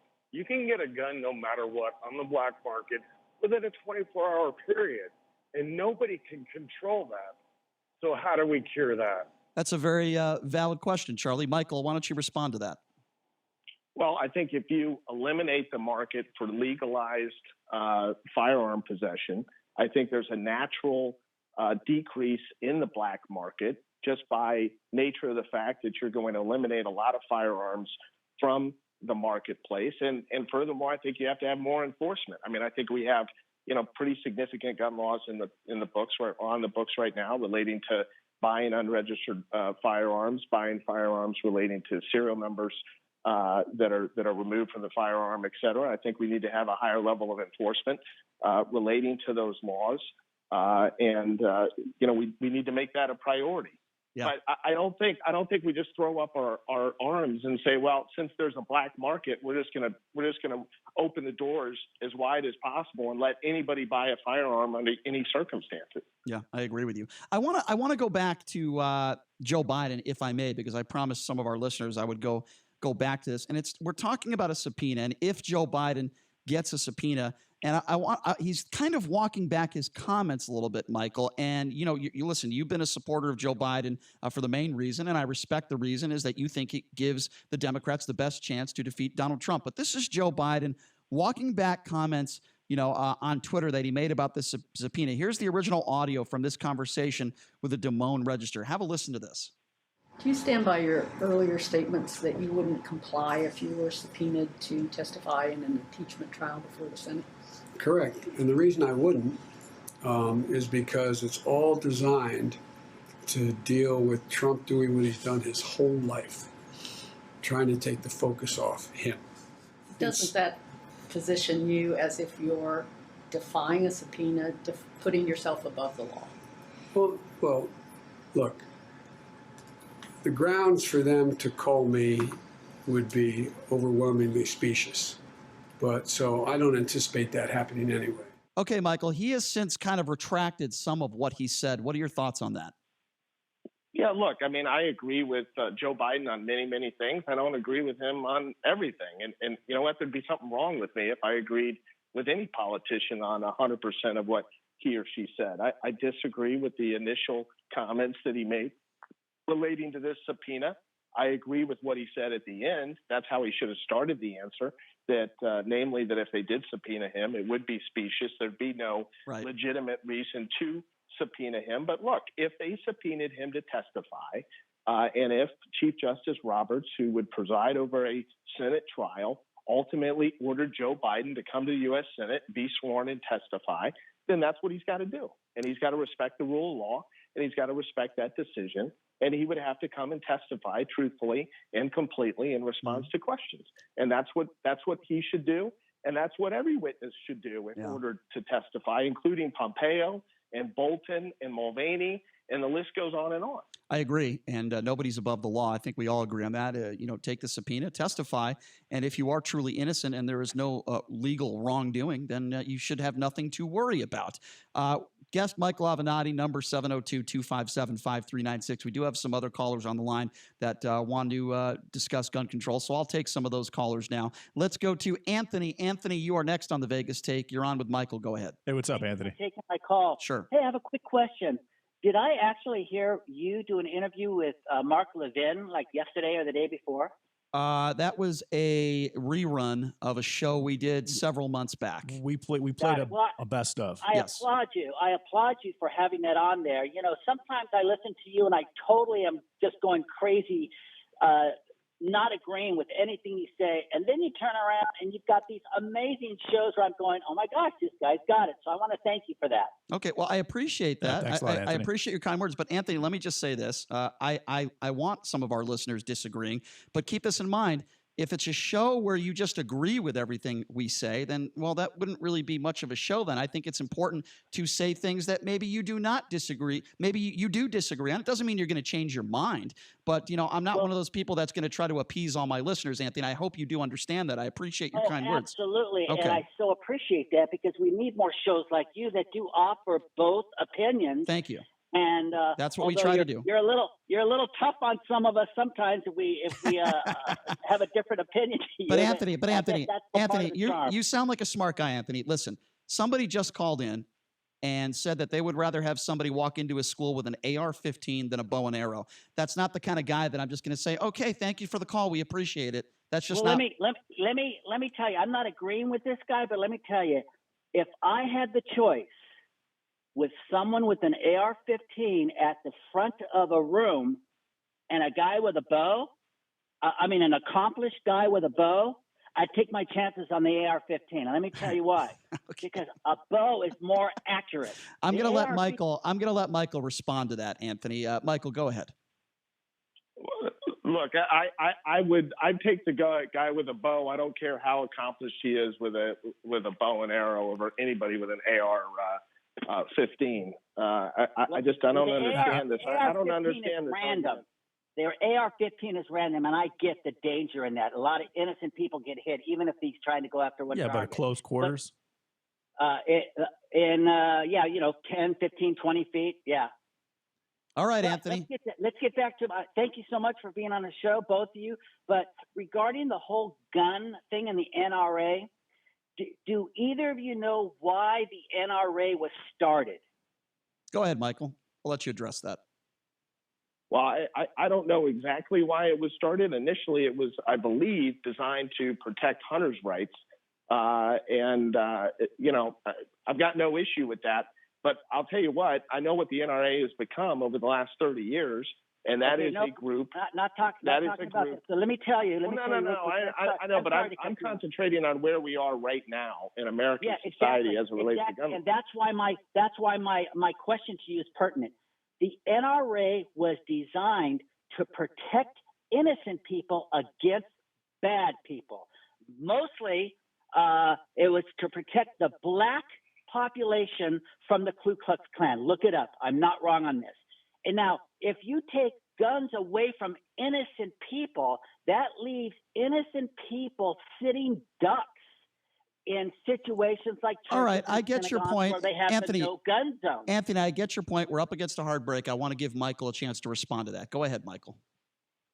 Well, look, I'm going to go back to what I've said consistently, which is I am not advocating for the elimination of all handguns. I'm not advocating for the elimination of all guns in America. I think it's a question of reasonableness. I think there are many laws and regulations that we can pass that are reasonable accommodations that still allow people to own and operate firearms, but at the same time, we take protections to protect many of our most vulnerable in society, including kids. Yeah, well said, Michael. I appreciate it always you taking some time to join us. It just seems like this hour goes by so fast. But thank you so much for taking the time to join us, Michael. We really appreciate it. And Michael, it looks like Jason Garrett is going to be fired by the Dallas Cowboys. We've been talking about that. Who do you think will be the next Cowboys head coach? Good Michael? question. Yes. Well, first of all, I hope he is let go while his contract's up. I hope his contract's not renewed because he's been the coach, of course, for 10 years. And I think he's wasted, Jerry's wasted a lot of time by having him as the coach. And frankly, I think a big reason why Garrett has remained in that position is because Jerry wants somebody that he can, that he can order around and that will take his advice. And I think Jerry really wants to be the coach, the hidden coach, if you will. So I hope he does get rid of Garrett. I hope he brings in somebody that's a strong football coach, and I hope Jerry leaves him alone, although I think it's highly unlikely that he's going to do that. I don't know who he's going to bring in, but I hope it's a real coach, and I hope Jerry, leaves him alone. Otherwise, I don't think Jerry's going to win another Super Bowl for the balance of his life. Maybe Biff is a candidate. I don't know. We'll have to wait and see. The Trump maybe hire somebody from the Trump administration. Anyway, Michael, all seriousness, always appreciate it when you take the time to join us. Been a fun hour. Have a great week, my friend, and we will catch up with you next week. Thanks, fellas. All right, thanks a there lot, you go. Mike. It's attorney Michael Avenatti. Always a lively hour. I'm sorry. I still cannot believe that there are people out there that are calling into this show that say if their daughter or son was in a classroom and God forbid somebody tried to execute your children, you would rather have that person carrying an AR-15 rather than a bow and arrow. I'm sorry, I'm just going to call it what it is. How dumb of a person do you have to be to make an ignorant statement like that? It's ridiculous. Anyway, we're going to take a quick break. You have to be a big Hunger Games fan and Robin Hood fan. I guess so. All right, we're going to take a quick break, and when we come back, boy, you want to talk about a tragedy. A family executed, basically, at the corner of Desert Inn in Durango at the hands of a man driving recklessly. 4 people dead. 2 kids are in critical condition. How the hell did this happen? We're going to discuss that coming up next. You are listening to The Vegas Take.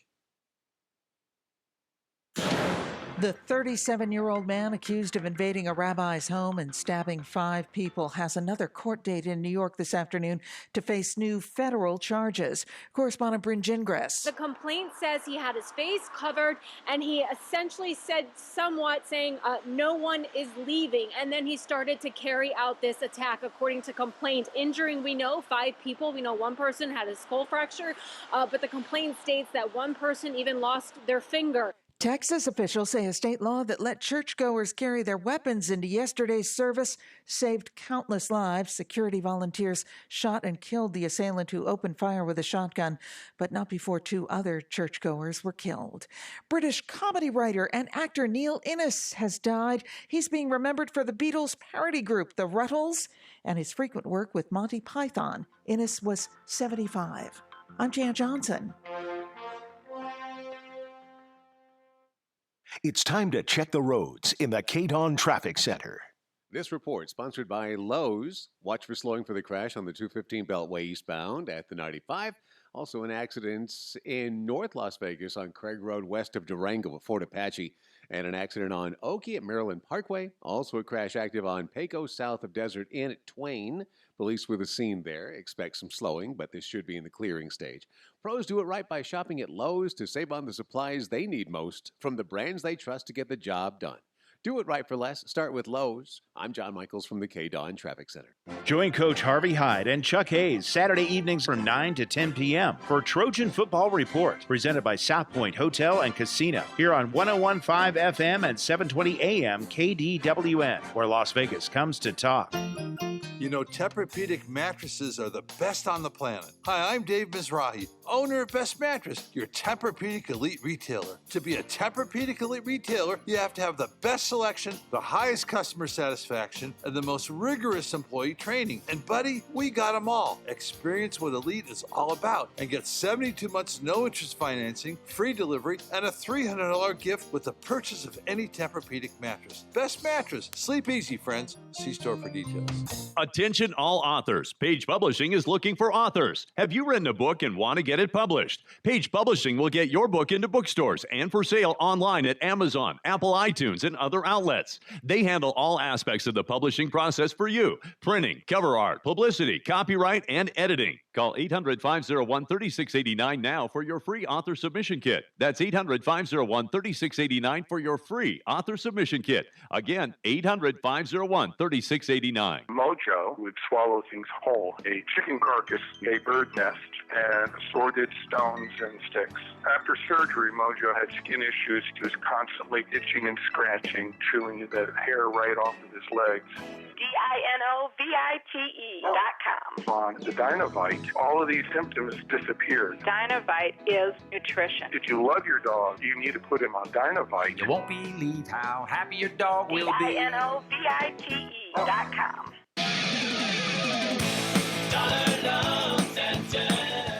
Hey Chuck, I gotta tell you, I love the fact that I can find out exactly how much I qualify for at Dollar Loan Center even before I need a loan. People are always curious about how much cash they can get, and it's way better to know this before you're in a pinch. Let's say you don't quite need a loan today, but might every so often and really just want to find out how much you qualify for and how it works. We do this every day at Dollar Loan Center, and the customers really dig it. And it's free, right? Of course. We process your application, let you know how much you qualify for, and then you're ready to go when you need a loan down the line. That was Chuck, founder of Dollar Loan Center, where you can get up to $5,000 in just minutes or just stop in to see how much you qualify for. We have over 50 locations and our friendly Dollar Loan Center staff are ready to help. You can also apply over the phone or online at don'tbebroke.com. Licensed by Nevada Financial Institutions Division. Customer must meet the normal loan qualifications. To review loan qualifications, visit us at don'tbebroke.com. Certain limitations may apply. Loans are subject to approval. You're in charge of hiring, and Indeed has solutions, like online skills tests, which let a candidate show that they're the right hire.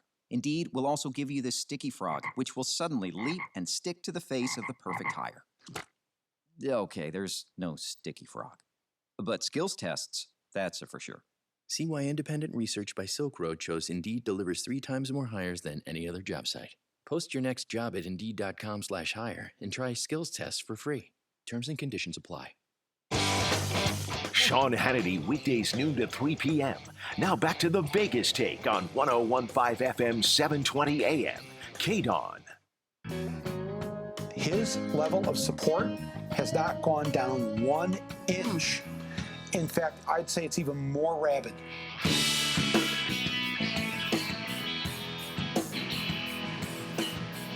All right, welcome back. It is the Vegas Take, Sharp and Shapiro. So glad you could join us on a Monday. So much to get to, so much to go over. I came back late Wednesday night from my trip, And the following day, Thursday, we had a horrible tragedy that took place in this city. Now, a lot of, I guess you could say there have been a lot of articles out there, a lot of people writing and polls that are saying some of the worst drivers we have in the country are right here in Las Vegas. I don't know if that's true or not. I do know we have way too many fatalities. There's way too many people that lose their lives at the hands of drunk drivers, people that are incapacitated, people that are on drugs, people that are driving recklessly. But what took place on Thursday night, make no mistake about it, was one of the worst car wrecks we've had in the Valley in a very long time. Let me explain what happened, and it's going to be very difficult to talk about it because it's horrible. And it's literally right down the street from this radio station. It's literally right down the street from where I live, and it is, I don't even know the right words to use. I'm almost at a loss for words at how horrible this story is, but police are saying that there was a speeding car that was to blame for a fiery multi-vehicle crash. I mean, there were at least 7 cars that were involved in this from what I understand. And in one of those cars was a 39-year-old driver that was killed, who police say are driving recklessly. And to make matters worse, there were a family of 5, a 17-year-old, a 10-year-old, a 4-year-old, a mother, a grandmother in that car. And 3 of those 5 people died. The driver of the car, who caused this crash, died as well. And family and friends are identifying those 3 victims as 4-year-old. That's right, 4 years old. Layla Martinez White. Her mother, 29 years old. Her life ahead of her. Amanda Martinez. And her mother, 48-year-old Donna Vargas. The accident happened with a spark and then turned into a huge fireball. And thanks to Good Samaritans, as I would like to call them, heroes. The true definition of hero is someone who risks their life to save others. And that's exactly what took place on Thursday night. People went into this burning vehicle and dragged out of this burning car, putting their own lives on the line, taking out a 17-year-old by the name of Emilio Martinez and a 10-year-old in Destiny Martinez. I would love to be able to speak to some of those individuals that risk their lives and are heroes. But what is so tragic about this is not only these 3 lives, innocent lives that are lost, but this 17-year-old Emilio Martinez, friends of the family are saying that this 17-year-old burns throughout his body and will most likely be paralyzed for the rest of his life. As far as this 10-year-old that was dragged out of this vehicle, she's still in a coma. This 10-year-old has 2 broken arms, a broken femur, and burns all over her body. And why? Why did something like this happen? And like I said, I'm no stranger. I've said this on the show before. I'm no stranger to serious car accidents. When I was 12 years old, some incapacitated idiot driver, not even going to say his name, took his eye off the road, my entire family in the car. I lost my grandmother. She died instantly. My mom's heart stopped and my parents were in comas. My mom was in a coma for 3 months. Both my parents received traumatic brain injury. My sister had several surgeries on her stomach. She was 7 years old at the time. I was 12. And the man that hit us had 2 broken legs. He had no money to pay for anything that we went through as a family, no car insurance. And my family has suffered our entire lives at the hands of one idiot that got behind the wheel and took his eye off the road and was incapacitated. And I lost my grandmother because of it. I cannot even imagine the pain and the suffering that family and friends are going through that know these innocent people that lost their lives on Thursday night. And you want to talk about the worst way to go, and I don't even really want to get into specifics here, but a car bursting into flames, dying in that manner, I can't even imagine the pain that those 3 people, well, all 5 of them, clearly, went through. It just puts a lump in my throat, and it gets me emotional because I drive past this intersection, I don't know, JD, 4, 5, 6, 7 times a day. Yeah. Right? I mean, Probably. you live around this area too. and I see the flowers that were set up there, and I see the burn marks. No, I was definitely. I chose to pick up my child from. She's at the daycare right next door to the station, but I chose to pick her up actually an hour early that day, and I picked her up around 4:45. Had I not picked her up, or had I picked her up at her standard time of 5:45 to 6, I probably would have seen this crash as well. Yeah. So yeah, I drive down that road on a pretty consistent basis, but you definitely drive it down more than I do.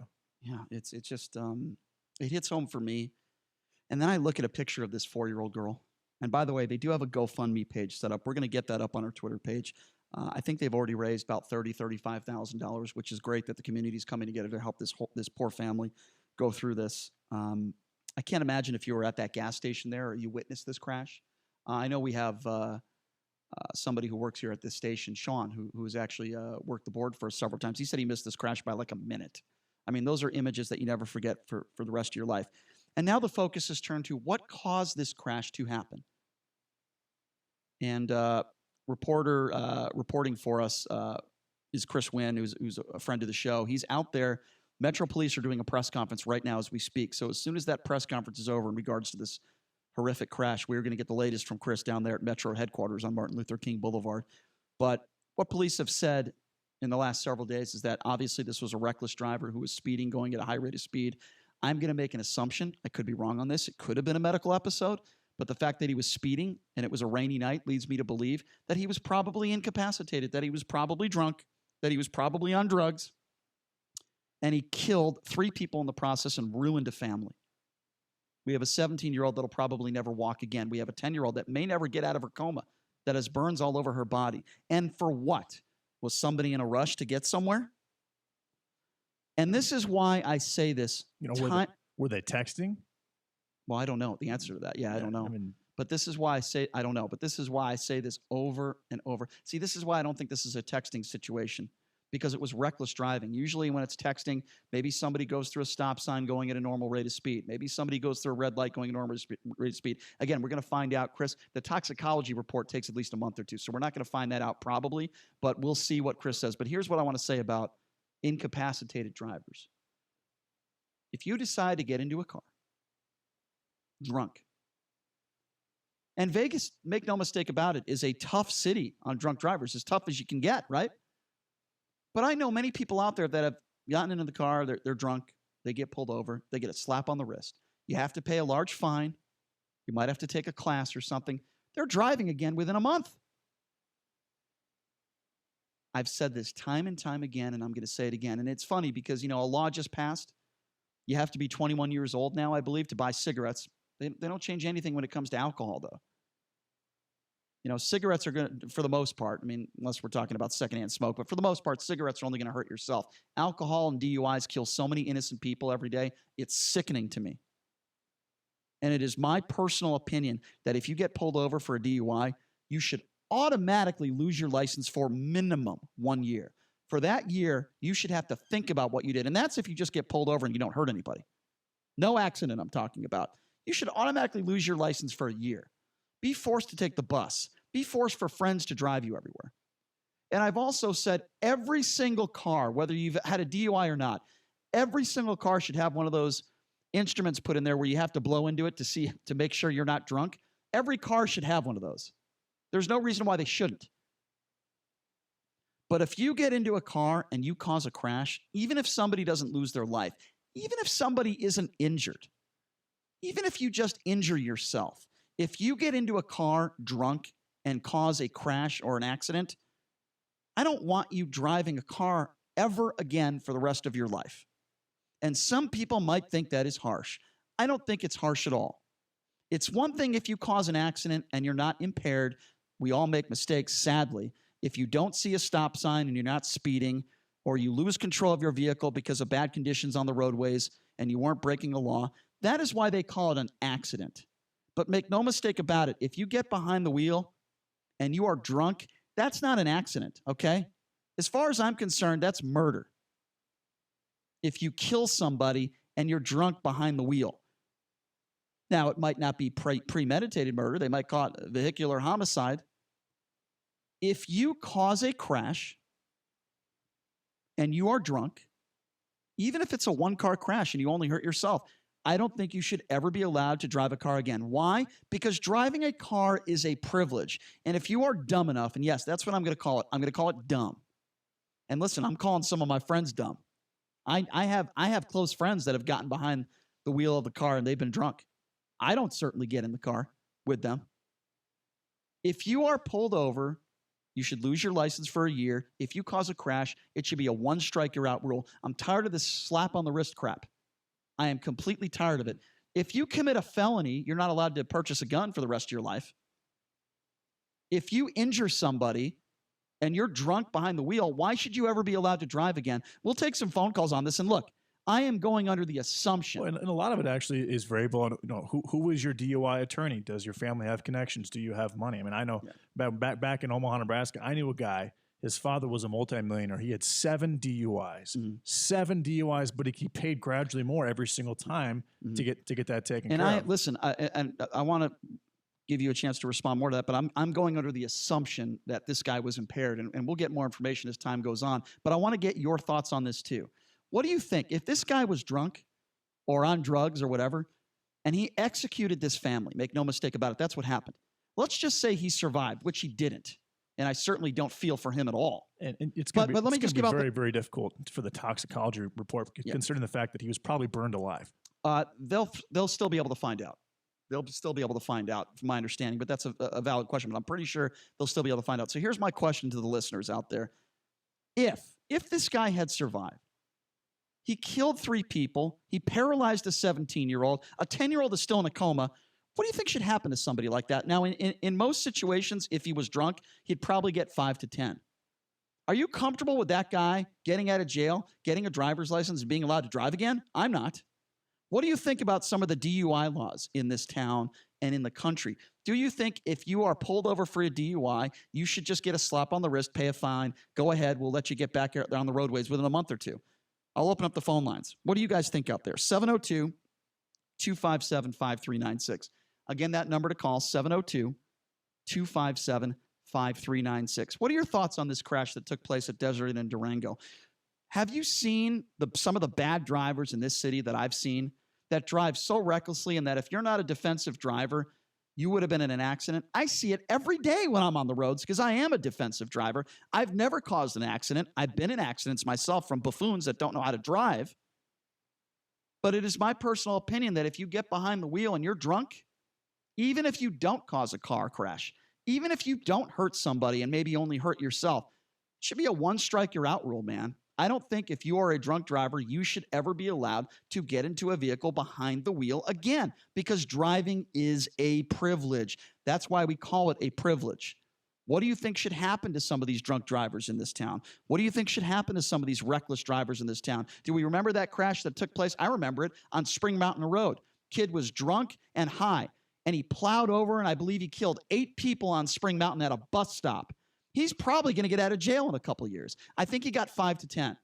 Are you comfortable with somebody like that being back on the road rides in their lifetime? I'm not. What are your thoughts on that? Again, that number 702-257-5396. And again, that number to call if you want to be a part of the conversation, that is 702-257-5396. JD, am I wrong on this one?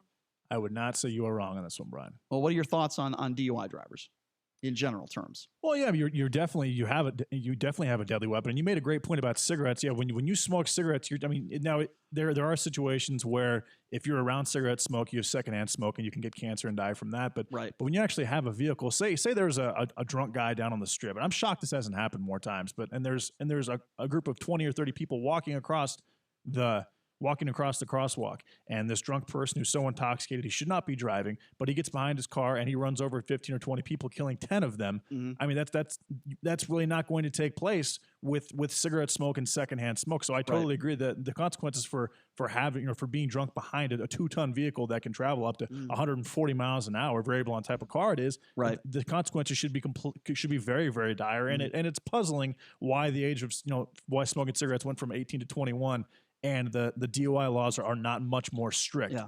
Yeah, it is incredible. I agree with you. Again, we're talking specifically about the car crash that took place at Desert Inn in Durango, literally a block from the station and from where I live. The guy who caused this crash lost his life, 39 years old, but there are 3 people in a family, a 4-year-old, a 29-year-old, and a 49-year-old that lost their life. There's a 17-year-old that is paralyzed, and there is a 10-year-old that is still in a coma. What do you think out there? The number to call, 702-257-5396. Again, that number, 257-5396. And that being said, we don't know for a fact if this person was intoxicated. So we're just, we're kind of speaking off of he caused the crash. We know that. Off of assumption here, but he was definitely probably going anywhere from 90 to 110 miles an hour, hit a parked car waiting at a light, hit them so hard he knocked them into the street. In the middle of the intersection. Interacted with several other cars and created a giant fireball just a couple blocks away. We know that for a fact. And again, if he was drunk, it was 6 o'clock, so he probably started drinking early during the day. And we'll find out. The chances are he was an alcoholic. If that's the case. And we'll take some phone calls real quickly at 257-5396. But Campaign, you wanted to add into this? What'd you have to say? What if he was coming from like a bar? Like what's happened to that bar? What if he was coming from? There are laws put in place that if you overserve somebody, you can be held legally responsible and you lose your liquor license. So I would imagine we have Chris Wynn, who's down there at the press conference right now. So if they have that type of information, and they probably know. They're not going to know what was in his system, but they will know where he came from. They will probably have that information, and that's a valid point. And I don't know what the actual laws in Nevada are, but back in Iowa, where I'm from, there's a law called dram shop.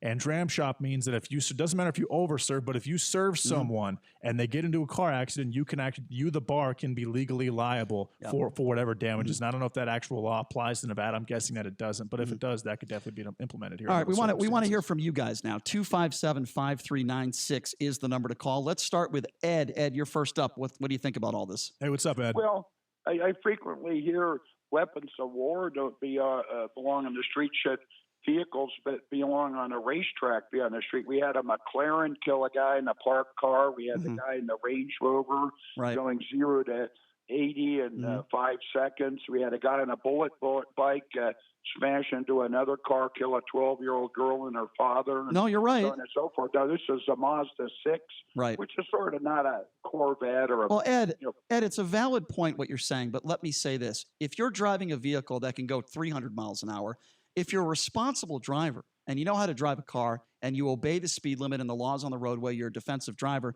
then we probably wouldn't have to worry about the models of these cars, right?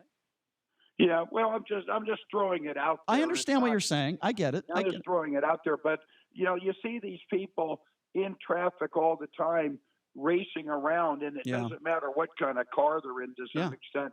There are people out there they're buffoons. That are driving totally irresponsible, and there should be a way of putting a red flag on them. I agree. If you get them on a dash cam or a security cam, absolutely, they can impound their car. Absolutely. Ed, listen, you make some very valid points there. I could not agree with you more. If you're causing a lot of wrecks on the roadways, then you shouldn't be driving. 257-5396 is the number to call. Let's go to Troy. Troy, you're next up on the Vegas Take. What's going on? Hey, what's up, Troy? Good. What's going on? I was on in situation as a pedestrian a little over 3 years ago. My driver said he was looking forward, whatever that meant, and suffered a brain injury that's forever changed my life. I'm so sorry. Sorry to hear that. Yeah. So I agree with you on the drunk driving. Another big thing here is we have the marijuana laws now. And I'm always thinking about how many people are driving around high, because that's got to be just as bad as driving around drunk.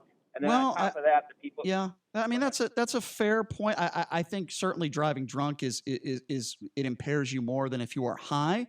But Troy, listen, make no mistake about it. I'm really sorry for what happened to you, and obviously this story hits home for you like it hits home for me. Both my parents have traumatic brain injuries because of some idiot that was on the roadways that doesn't know how to drive a car.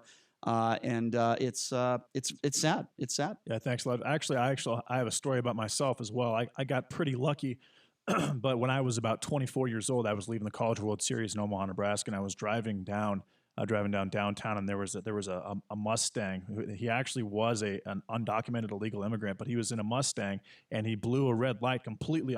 Blew a stop sign, completely blew it, and had it been probably maybe a split second or a couple seconds, he literally hit the front of my vehicle, and it looked like it was just completely. It was completely totaled. but I ended up not getting injured at all. He ended up getting arrested. He was intoxicated. But had that been, a split second either direction, I might not be having this conversation. We all have stories. Let's try to sneak in one more quick phone call. I got about 1 minute for Rick. Rick, what's going on? What's up, Rick? Yeah, I know what you mean, JD. I got about 10 years ago. I was coming from work and over at Davis plant, and I was going through a green light, and this guy hit me in a Cadillac, and I had a little Honda, and spun me around, and I hit a woman. Oh, no. And I never knew what happened to her, and I was in the hospital for, I think, 10 days. And even today, my right side isn't feeling, it's got pains and everything in it. Rick, I'm so sorry. Was the guy impaired that hit you? Yeah, he was impaired, and I saw him I saw him when we went to court. I felt like busting him in the mouth. What did he get? What did he get did he get any jail time? He lost, I think he lost his license. I'm not sure because I never. Probably not too long. Rick, I apologize. I'm up against a hard break. I'm so sorry that happened to you. We all have sad stories. If it didn't happen to us, Rick, it happened to somebody that we love or somebody that we know. And these bastards that decide to get on the road impaired and put all of our lives at risk and play Russian roulette with society, throw the book at them, put them in jail, never allow them to drive a vehicle again. We are going to get a live report from Metro headquarters coming up next. Chris Wynn is on the scene. The latest information on this car crash. What happened? Why did it happen? Maybe we'll get some answers coming up next with Chris. We'll take a quick break. Be back right after this. You're listening to The Vegas Take. This is John Greenhut, and if your teeth are stained from coffee, tea, or smoking, Power Swabs is the answer. In 5 minutes, you'll see 2 shades whiter teeth, and in 7 days, 6 shades. Even better, there's no messy strips or trays that you'll have to leave in your mouth for an hour. Just swab your teeth for 5 minutes, and you're done. To try Power Swabs, call 1-800-679-0969. Your bright white smile will have your friends talking about how great you look. Try it risk-free. 1-800-679-0969. That's 1-800-679-0969. Hey, check out this report of our Office 365 email and the threats sitting in users' inboxes. Wow, how did you get this? There's a free tool called Barracuda Email Threat Scanner that can quickly and safely scan our Office 365 email for hidden threats like spear phishing and domain fraud. Really? Yeah, Barracuda Email Threat Scanner identifies hidden threats and employees most at risk for a cyber attack, all summarized in a complete report. This is great. Get your free email threat scan now at barracuda.com. Barracuda, your journey secured. Listen to 101.5 FM, 720 AM KDON, wherever you have an Amazon Echo device. Simply enable the KDWN skill on your Amazon Alexa app. Then say, Alexa, open KDON. Thank you for opening KDWN. You can choose Play Live Stream. On the air, on the web, on the KDWN app, and now on your Amazon Echo. 101.5 FM, 720 AM. Thank you for listening to KDWN. SportsX Radio Nation, what's up? It's Ken Thompson, host of SportsX Radio, reminding you to catch me at my new time, 8 to 10 p.m. for all the local Vegas sports coverage, plus the national scene as well. That's SportsX Radio on the new 101.5 FM, 720 AM, KDWN. V is for victory, except on Saturdays when V is for veterans. That's Veterans Talk, The Forgotten Promise. Join us every Saturday from noon to 1. Veterans Talk every Saturday at noon on 101.5 FM, 720 AM, KDWN. Whoa, long time no see. It's me, the Rock t-shirt in the back of your closet. Dude, remember? You crowd surfed in me, man. But you haven't worn me in like forever. I get it, you're retired, but I still got some rock left in me. So take me to Goodwill, where I can really make a difference. Your donations to Goodwill create jobs, training programs, and education assistance for people in your community. To find your nearest donation center, go to goodwill.org. Donate stuff, create jobs. A message from Goodwill and the Ad Council. Feel good and help save lives by getting involved as a volunteer with the Animal Foundation. There are many ways you can help by joining our team of dedicated volunteers who donate their time to animals in need. Whether you like walking dogs, planning events, or anything in between, we have an opportunity that's just right for you. And, best of all, you'll be surrounded by people who love animals as much as you do. For more information, visit animalfoundation.com. Your home for Sean Hannity, KDWN Las Vegas, KKLZ HD2 Las Vegas, a Beasley Media Group station. Fighting back, training security. I'm Jan Johnson. The 37-year-old man accused of invading a rabbi's home and stabbing 5 people now faces new federal hate crime charges. New York's governor is calling for a new state law to combat what he calls domestic terrorism. And Rockland County Executive Ed Day says more must also be done. We are fighting back. As a community, as a county, we are fighting back, regardless of what the motivations are, regardless of what the investigations reveal. The fact of the matter is we cannot sit around and do nothing. Texas officials say a state law that let churchgoers carry their weapons into yesterday's service near Fort Worth saved countless lives. State Attorney General Ken Paxton outside the church today where security volunteers shot and killed the assailant. Their current security team decided they needed to train people in the congregation, and that's exactly what they did. And so not only did they have sort of professionals ready, but they also had members of the congregation. I think you can see from the video that guy was surrounded rather quickly by more than just, a few people. 2 of the parishioners died in the attack. An Iranian-backed militia is vowing retaliation after U.S. military strikes in Iraq and Syria that killed 25 of its fighters.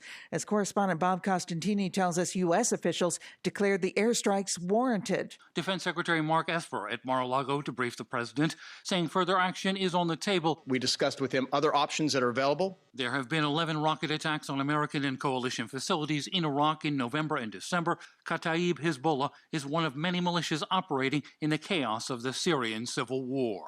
British comedian Neil Innes has died. He worked so closely with Monty Python that he was often referred to as the 7th Python. He also created the Beatles parody group The Ruddles. Neil Innes was 75. On Wall Street, the Dow falling today 115. I'm Jan Johnson. This is a special. It's time to check the roads in the Keynote Traffic Center. This report is sponsored by Lowe's. Slowing for an accident on the 215 Beltway eastbound at the 95. Vehicles off to the right. Also a crash on Craig Road at Fort Apache Road. Watch for slowing. And the accident at Pecos south of Desert Inn at Twain. That is in the clearing stage. Meanwhile, an accident going at El Capitan Way. That is causing local slowing. No injuries are reported. Watch for police on scene. Pros do it right by shopping at Lowe's to save on the supplies they need most from the brands they trust to get the job done.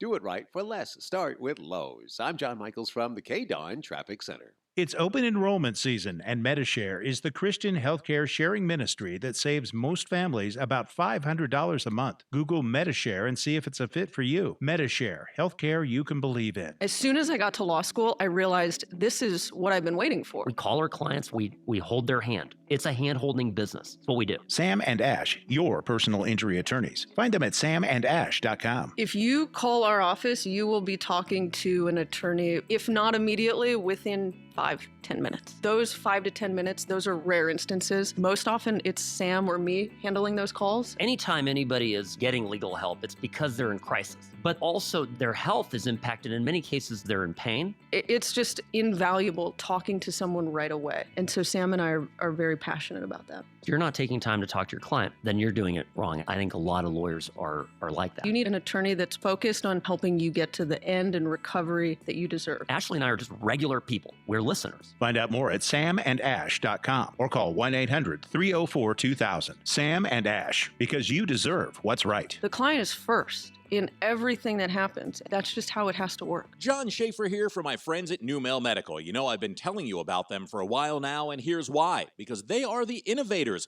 You know, anytime you have an original idea, an original concept, you have somebody that comes along and they see the success of that original concept, then they try and make it their own, and unfortunately, it's usually just a cheap imitation.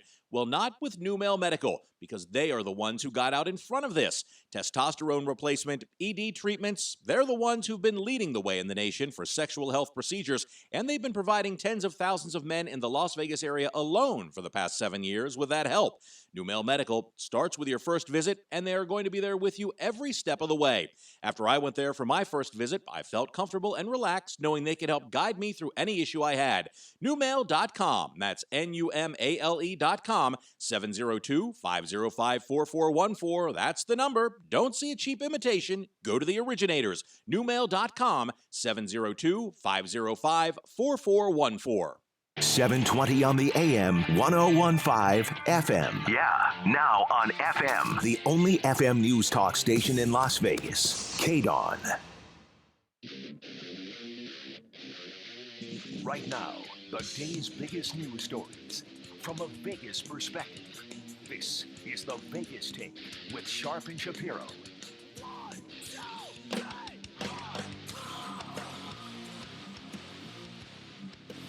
All right, welcome back. It is the Vegas Take, Sharp and Shapiro. So glad you could join us. As you know, we've been talking about this horrible tragedy that took place on Thursday night where a family just ruined. 3 people lost their lives. A 4-year-old girl, a 29-year-old, and a 48-year-old woman losing their lives at the hands of a 39-year-old driver that police say was driving out of control and recklessly. And we still have 2 people that are in very critical condition, a 17-year-old and a 10-year-old. It happened in our community right here at the intersection of Desert Inn and Durango, where I frequently pass that intersection maybe a half a dozen times a day.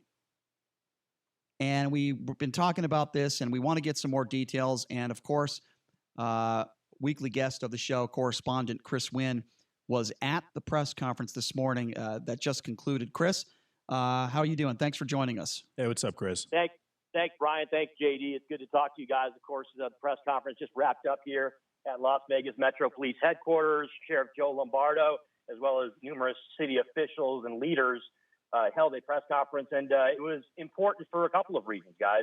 First of all, of course, the horrific tragedy with the crash up on Desert Inn in Durango that took place on Friday that took the lives of 4 people, including 3 members of the same family. And, of course, Brian, you pointed out those that are injured and in the hospital right now. No further details have been given yet in response to exactly what if any charges will be filed, given that the person who actually caused it is also deceased. But the reason I say it's an important press conference is because obviously we are 24 hours away from New Year's Eve here in Las Vegas. And that was the focus of many of the leaders, as well as Sheriff Lombardo, as they wanted to point out awareness of DWI and, of course, enforcement and what that means here in the city of Las Vegas. So, Chris, before we get to New Year's Eve and the issue with drunk driving in this town, did police give any further specifics or information on how this crash happened, how fast this man or woman may have been going? What specific information did you get from this press conference that perhaps we didn't know 24 hours ago? There was not, as far as details in response to what the actual driver did. Basically, the response was he was speeding. There was no indication. You asked a question about 5 minutes ago, Brian, as to where he was coming from. That has not yet been established. I would expect that they're in the early stages of the investigation, so they haven't necessarily unleashed that information. It was more so in the press conference. It was more a focus on the families and on the individuals that are affected, and also getting the word out and getting awareness out to those in Las Vegas that, hey, you got to slow down. You got to take ownership of your driving abilities and what's going on, and you cannot drive impaired. Now, as you guys have both pointed out, it has not been established yet that this individual was under impairment. There could have been a medical condition that could have taken place, but there's been an exercise here in common sense, right, guys? I mean, basically, it's not an assumption. People are just going on instinct and saying, look, the fact that he was speeding, the fact that he basically was not staying within his travel lane, and that he ends up rear-ending a car in an intersection where everybody stopped, you can pretty much make a deduction, right, guys? You can make a determination that, hey, impairment could have been key in this. Well, and if he was heading towards Durango, then he was actually heading uphill. And if that's the case, then he had to have been driving pretty quickly. And I think that if he fell asleep or if he had a seizure, he wouldn't have. Usually when someone falls asleep or they have a seizure at the wheel, they're maybe going 35, 40 miles an hour. They're not going 90 or 100. That's true, but I'm basically focusing on what the motivation is, right? As far as determining what was the cause of this crash and getting it. And look, it's a horrific tragedy without question. And what makes this unique, guys, I think, and what puts this in the realm of obviously the October 1 shooting and other tragedies here is that you can't put into words how devastating this is for the family. And look, I'm not trying to belittle any other accidents in the valley. But normally, guys, right, when there's a car accident, normally there's one fatality, maybe two, right? And a lot of times it has to do with the actual negligence of the driver who ends up being deceased. This is a case, and Brian, you pointed this out, a grandmother, a mother, a daughter were all killed in this horrific fatality. And that's why I think it resonates so much with people here in Las Vegas. That's why it has gotten the attention it has gotten. And then, of course, as I just pointed out, we are on the verge of having New Year's Eve here in Las Vegas. Yeah. And it was. I want to was ask really you about that. It was really a focus, Brian. It was really a focus. Yeah. Of the city leaders and Sheriff Lombardo to point that out. Like, hey, I want to get to this is that. New Year's Eve. Yeah. We don't want to get into any of this. Let's get to that in 1 second. I just have one more question. It's about this crash, and it's important to note. There's a 17-year-old by the name of Emilio Martinez who was saved, as well as a 10-year-old, a granddaughter, Destiny Martinez. My understanding, and this is very sad to report, and I spoke about this a little bit earlier, the 17-year-old, friends of the family are saying Emilio is most likely paralyzed and may never be able to walk again. He has burns throughout his body. The 10-year-old, from my understanding, is still in a coma. Now, they've set up a GoFundMe page, and we're going to put that up on our Twitter page. Did police talk at all about the victims? Any updates on their medical condition? Because last we heard, it's not looking too good. No, there wasn't any just exact descriptions as far as what their state was in the hospital. I would expect that in the coming days here, they'll obviously release more of that information. But, you know, again, as I want to point out, the press conference was focused on obviously on the tragedy, but it was also focused on prevention. I mean, look, a couple of the city leaders walked up to the podium and were holding up newspaper headlines and pictures, Brian and JD, of the scene of this fiery crash that took place. And again, I can't overemphasize this. I mean, that just the nature of the circumstances in this crash are why it's you know, something that's being focused on so much. I mean, you have a number of cars that are basically bursting into flames at an intersection, not necessarily things that you would expect to happen in a car accident like this. So I think the combination of those characteristics of what happened at the scene, as well as the loss of life that was tremendous and that was just absolutely horrific and tragic.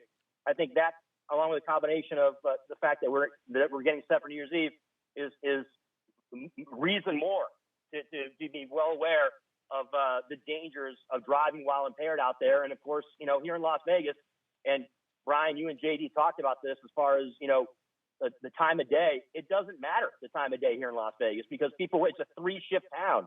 So there's people on the roads at all times of day in, you know, different types of impairment or different types of, you know, scenarios that they put themselves in that just isn't safe.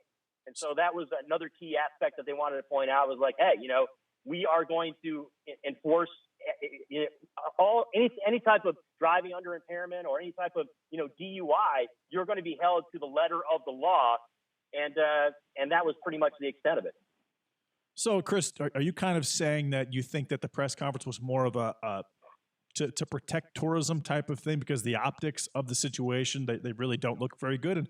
And something that's not really being brought up is the fact that this did take place in the intersection. There was a gas station probably 15 or 20 feet diagonal to it. Had the fireball been closer to that gas station or been bigger, yeah, I mean, that would have been devastating. It could have been a major explosion considering all the gas there. Yeah, it's a good point, JD. And I brought that up with Sheriff Lombardi. I asked him the question about the Good Samaritans, right, that were on the scene, the civilians, not exactly the first responders or the police officers that ended up showing up there, but the people. I asked him, you know, how impactful was that? I mean, it could have. I didn't want to present the question in a way that, it could have been much worse because obviously it was still a horrible tragedy.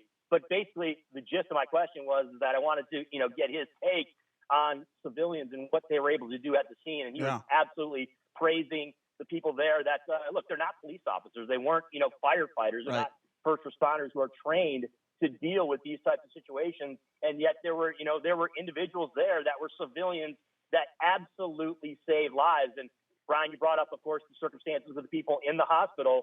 If, you know, the fact of the matter is this, if those people hadn't jumped quickly and hadn't acted quickly, those people that are not firefighters, that are not police officers, there would be more fatalities in this tragedy. Yeah, and make no mistake, and it would be much worse. You're right. You're right. And make no mistake about it. Those good Samaritans are the true definition of what a hero is. Someone who risks his or her life to save the lives of others. And, as I said, there's no question that if there weren't good Samaritans out there, I don't doubt the fact that those two kids would not be alive right now. So certainly we wish them the best in the hospital. If you're just joining us, we're speaking with Chris Wynn, who was just at the Metro headquarters at the press conference, talking about the latest information on this car accident, this deadly crash that took the lives of 4 people at the intersection of Desert Inn and Durango just a few days ago. Okay, Chris, now moving forward, as you mentioned, this press conference, while they did put up this press conference and they did it because of this crash and the horrible circumstances around it,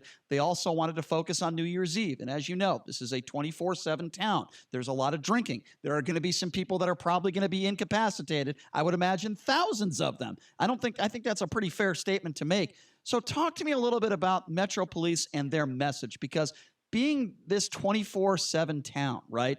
And drinking 24/7, available anywhere, and the dispensaries all over the place. Talk to me a little bit about the message that Metro Police and council members and everyone else that spoke today, talking to the public here in Las Vegas with New Year's Eve right around the corner.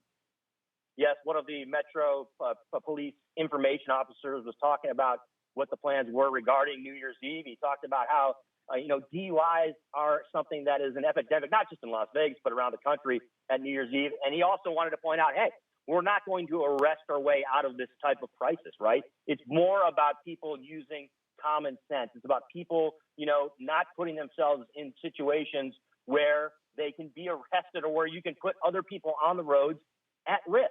And there was a focus, of course, make sure that you take advantage of ride-sharing options, whether it's Lyft, whether it's Uber, whether it's, you do have designated drivers that are going to be out there that that people can take advantage of in groups where you can go out, have a good time, enjoy yourself, bring in 2020, but at the same time do it in a safe way where there aren't tragedies like this happening. And as I pointed out, there were leaders there that were bringing up obviously newspaper clippings from over the weekend, and it wasn't just about the crash up on DI in Durango. There's a couple others as well too, where there's been DUI arrests or there's been hit and runs here in town where it just didn't have to happen. It was impairment, and in those cases, by the way, and in a number of cases, of course, there is absolutely a defined impairment on the part of drivers out there. So I think it's important that you guys, and it was very key of you guys to point out that it has not yet been established that this is a DUI arrest. But I think what Metro and what community leaders and Las Vegas officials have talked about today is that we don't want any of this to take place in the next couple of days here on New Year's Eve. And particularly, obviously, Officer Walsh said, hey, we don't want to see another one of these headlines on Wednesday after New Year's Eve and on New Year's Day of someone else dying on Las Vegas roadways because of impaired driving or because of, people not making smart or rational decisions when it comes to their drinking and getting into a vehicle. Chris, did they talk about checkpoints? I would imagine there's going to be plenty of checkpoints out there tomorrow night. Can you talk a little bit about that? Yeah, there was a mention of, and this is something that they do every year, by the way. It's not just on New Year's Eve. They do it, I believe, on St. Patrick's Day, as well as some other holidays where the consumption of alcohol is prevalent. And so they did, JD, what I'm talking about? They basically said that there's going to be checkpoints out. Obviously, it's not prudent of Metro to tell you exactly where those checkpoints are, given, the efficiency of a lot of people that are in this town that like to take advantage of drinking and then try to drive. But yes, it was pointed out that those are definitely going to take place, and it's expected. That's something that Las Vegas. I don't understand. There's so many people that want to give these officers a hard time when it comes to these checkpoints. Just answer their frickin' question. Yeah, the law says you don't have to answer. The law says you don't have to really roll down your window and you don't have to answer their questions. If you're not drunk, answer their question. Just say you haven't had any drinks, say you're not drunk, and the cop will let you on their way. Stop giving these police officers a hard time. I can't stand, I see these YouTube videos all the time. Know your rights. Don't answer their question. Just answer their freaking question. You're the idiot that's in front of me and that I have to wait 15 minutes because you won't answer their questions. It drives me nuts. They are trying to save lives. Listen, I am not always on the police officer's side in certain situations, but for the most part, these guys are doing their job. Do you think these cops want to be out there? Do you think they want to be out there asking every car that goes by, sir, ma'am, have you had anything to drink tonight? No, they don't want to be out there any more than you want to be stopped and answer these questions. But the reason why they're out there is for idiots that drive recklessly and kill innocent people. So for God's sakes, give these cops a break, answer their questions, and you know what? If you did have a couple drinks, well, guess whose fault is that? It's your fault. You know, that's the thing. I hope they catch a bunch. I hope there's not a lot of people out there that are drunk and that are driving. But if they are, I hope every single one of those idiots go to jail. And that's just my whole feeling on this situation. People want to say, oh, the cops they're inconveniencing you. Well, you know what? I'd rather have 5 or 10 minutes of an inconvenience than be killed on the roadways by a drunk driver. That is my feeling on this situation. Let these Metro police officers do their job and don't get into a car if you are impaired. This isn't brain surgery what we're talking about here. And again, I understand that we don't know if this driver the other day was impaired or not, but it is my opinion, and I am going to speculate. I'm going to speculate that most likely this person was impaired. This person was coming from somewhere where they had some drinks, maybe drugs in their system, and they were impaired, because I find it hard to believe that someone would be going that fast at that intersection and hit somebody from behind and cause this type of fiery crash. I'm tired of it. We talk about these car accidents all the time. If you're going to have some fun, there's Uber, there's Lyft, and they are inexpensive. And if you can't afford a $15 or $20 Lyft back to your home, then you shouldn't be out having drinks in the first place. That's my take on this whole thing. You're spot on there, Brian. And look, I think you're an absolute imbecile if you're someone who's harassing police officers at DUI checkpoints. It happens all the time. It happens all the time. If you're an innocent guy, if you haven't been drinking, you'll have no problem with these DUI checkpoints. I've gone through them many times. They ask you a couple simple questions. They make a determination of whether or not you've been, whether or not you're intoxicated or that you've been drinking, and then you're on your way. It's not in any way a gotcha situation, right? Where they're trying to, bring down innocent people. It's just a situation where, hey, they're trying. What do police officers? What is their motive? To serve and to protect. And what they're doing when they're on the roadways at DUI checkpoints is they're trying to protect the public. And in this case, in the next 24 to 48 hours, is protect the people here in Las Vegas on New Year's Eve and New Year's Day. And that's a major, major positive in this town. And you talked about people harassing police officers. That's just crazy. If you're doing that, you're just an idiot. I'm sorry. That's it. And it's protect the people of Las Vegas, but also protect the probably borderline million people that are visiting for New Year's Eve in Las Vegas as well. We just got a tweet from Kathy. Says that there's a dip in the road on Durango just a few feet north of the light. If someone is going at excessive speed, especially in the rain, could easily hydroplane. So it's possible that he was just driving extremely fast, hit that dip, was not intoxicated, happened to hydroplane, and crashed into that car as well. That's possible. Yeah, you guys do remember, yes, Brian and JD, you do remember that the weather was pretty inclement on Friday. It was, pouring rain, and there's a lot of people that, live here in Las Vegas and aren't used to driving in certain conditions. So, look, I'm not trying to make excuses for what happened. If the driver was speeding and then ends up, rear-ending somebody, and then everybody ends up in the intersection, obviously there's some type of impairment there or foul play, in my opinion.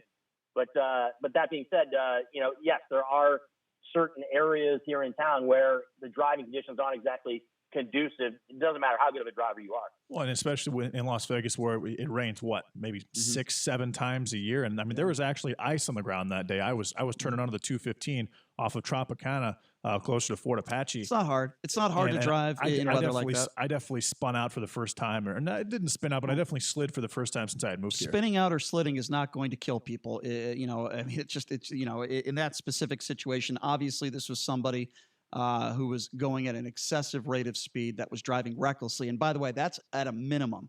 We're going to find out with the toxicology reports. I'm sure the police said this in the press conference, Chris, right, that it's going to take a little while, probably 4 to 6 weeks. I'm going under the assumption, right? Yeah, well, you were correct when you pointed out about 20 minutes ago on the show that it does take some time for toxicology. So there wasn't any determination made by Sheriff Lombardo or anybody as far as, the impairment of the driver or what exactly was wrong with him yet. So obviously you guys have pointed out some of the horrific details of this, and that, it's not a matter of, 48 hours they can make a determination as far as toxicology or as, or look, they can't interview people. People are not alive anymore. So it's just very difficult for investigators to kind of, dot all the I's and cross all the T's that they need to do with respect to an investigation like this. Well, Chris, I really do appreciate you going out there for us and covering this press conference and this very difficult story. Great job, as always. Really do appreciate, Chris. You better stay safe on New Year's Eve as well, my friend.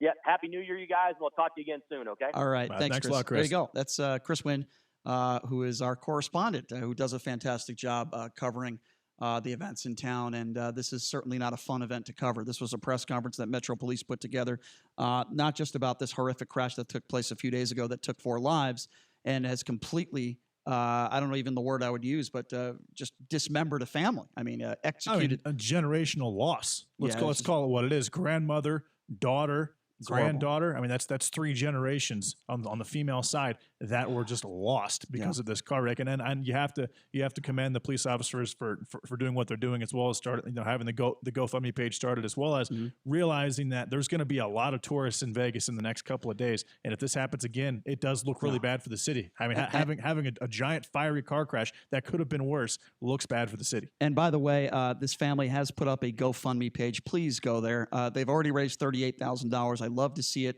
when the community comes together to try to help this horrible family. Look up the name Joe Vargas.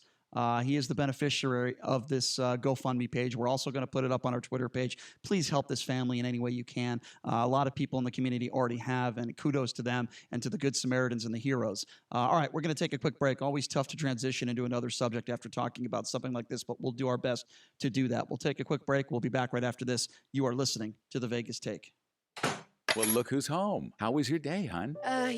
Stressful, exhausting. Lie down on me and we'll talk about it. Oh, Purple Mattress. You know how to support me. Hey, I'm just a mattress doing my job. You're more than that. You're a Purple Mattress. Who cares about a bed with numbers when I have your Purple Grid to comfort my body's pressure points? And forget memory foam. Your non-toxic, hyper-elastic polymer minimizes heat, keeping me cool and comfortable the whole night through. If you're happy, I'm happy. But you do have up to 100 days to return me for a full refund. And give up the best night's sleep I've had since I learned to walk? No way. You're the only one I want to come home to. Purple Mattress. You too can come home to a Purple Mattress by texting NAP to 84888. Take advantage of our Purple's Bundle Up for the holiday sale and get a free premium gift bundle when you buy a mattress by texting NAP to 84888. That's keyword NAP to 84888. See purple.com for terms and conditions.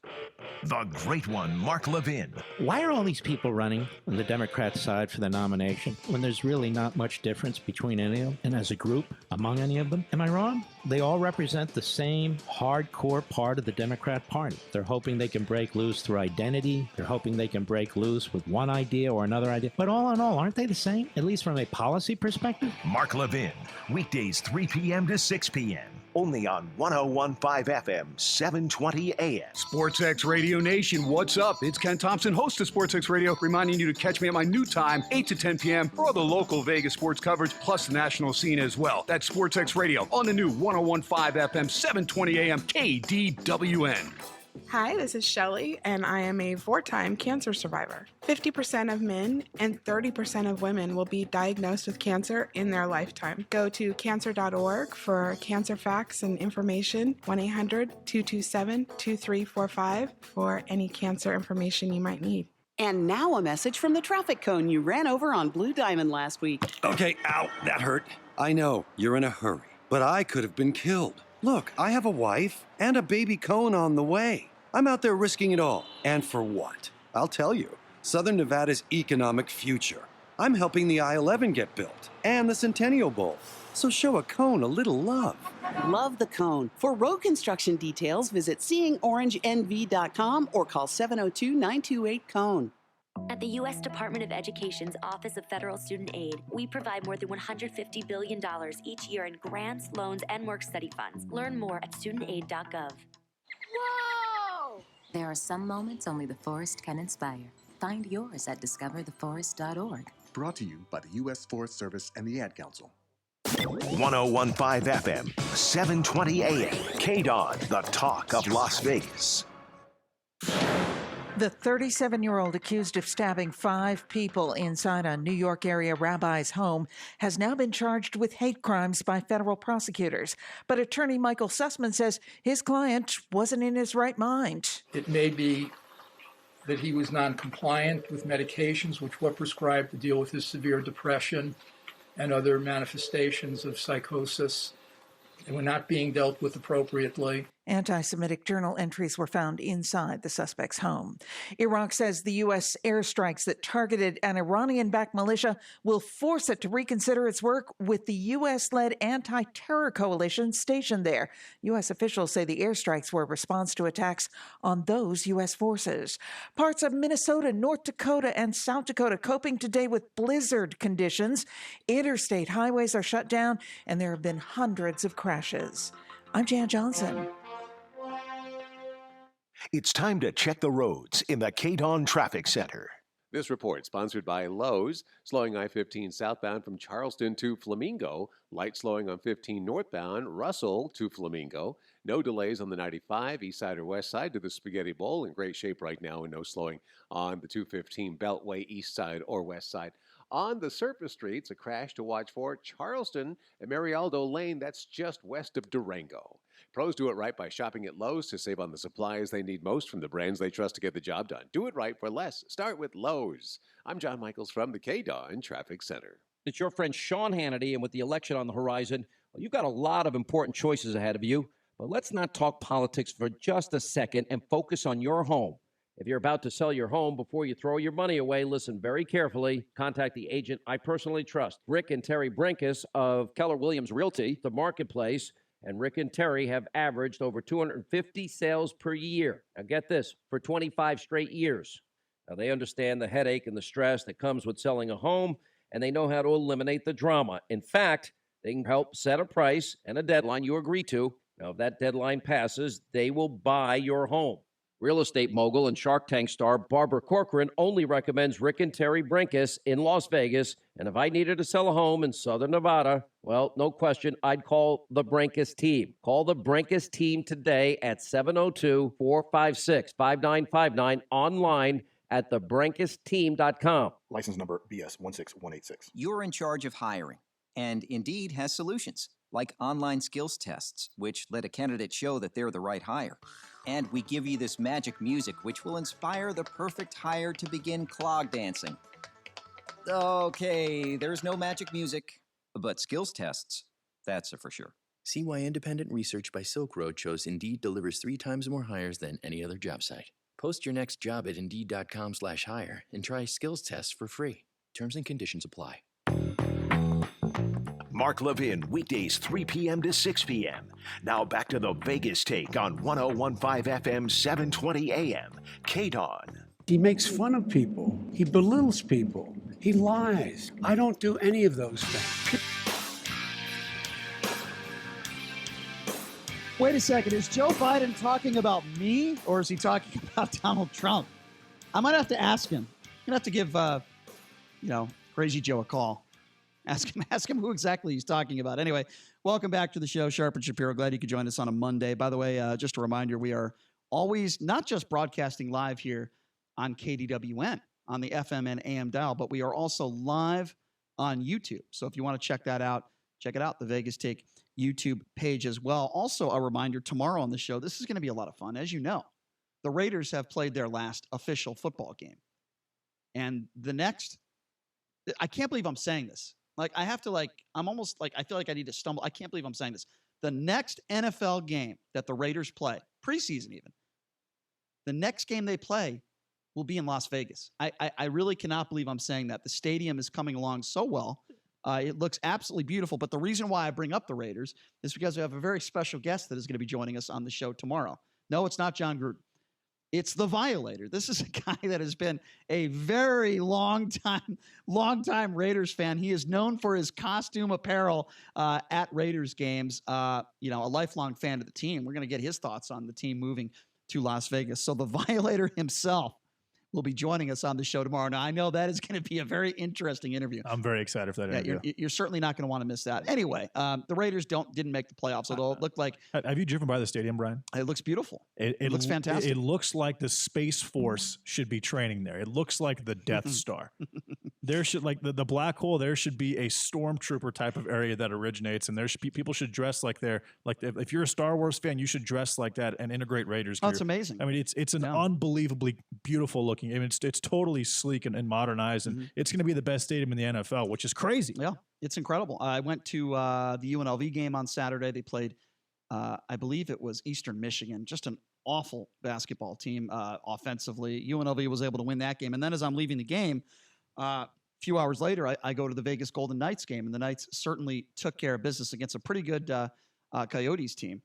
And as I was driving to the T-Mobile Arena, I drove past the new stadium, the Raiders Stadium. And yeah, I can't believe how fast it's coming along. It's going to be done very soon.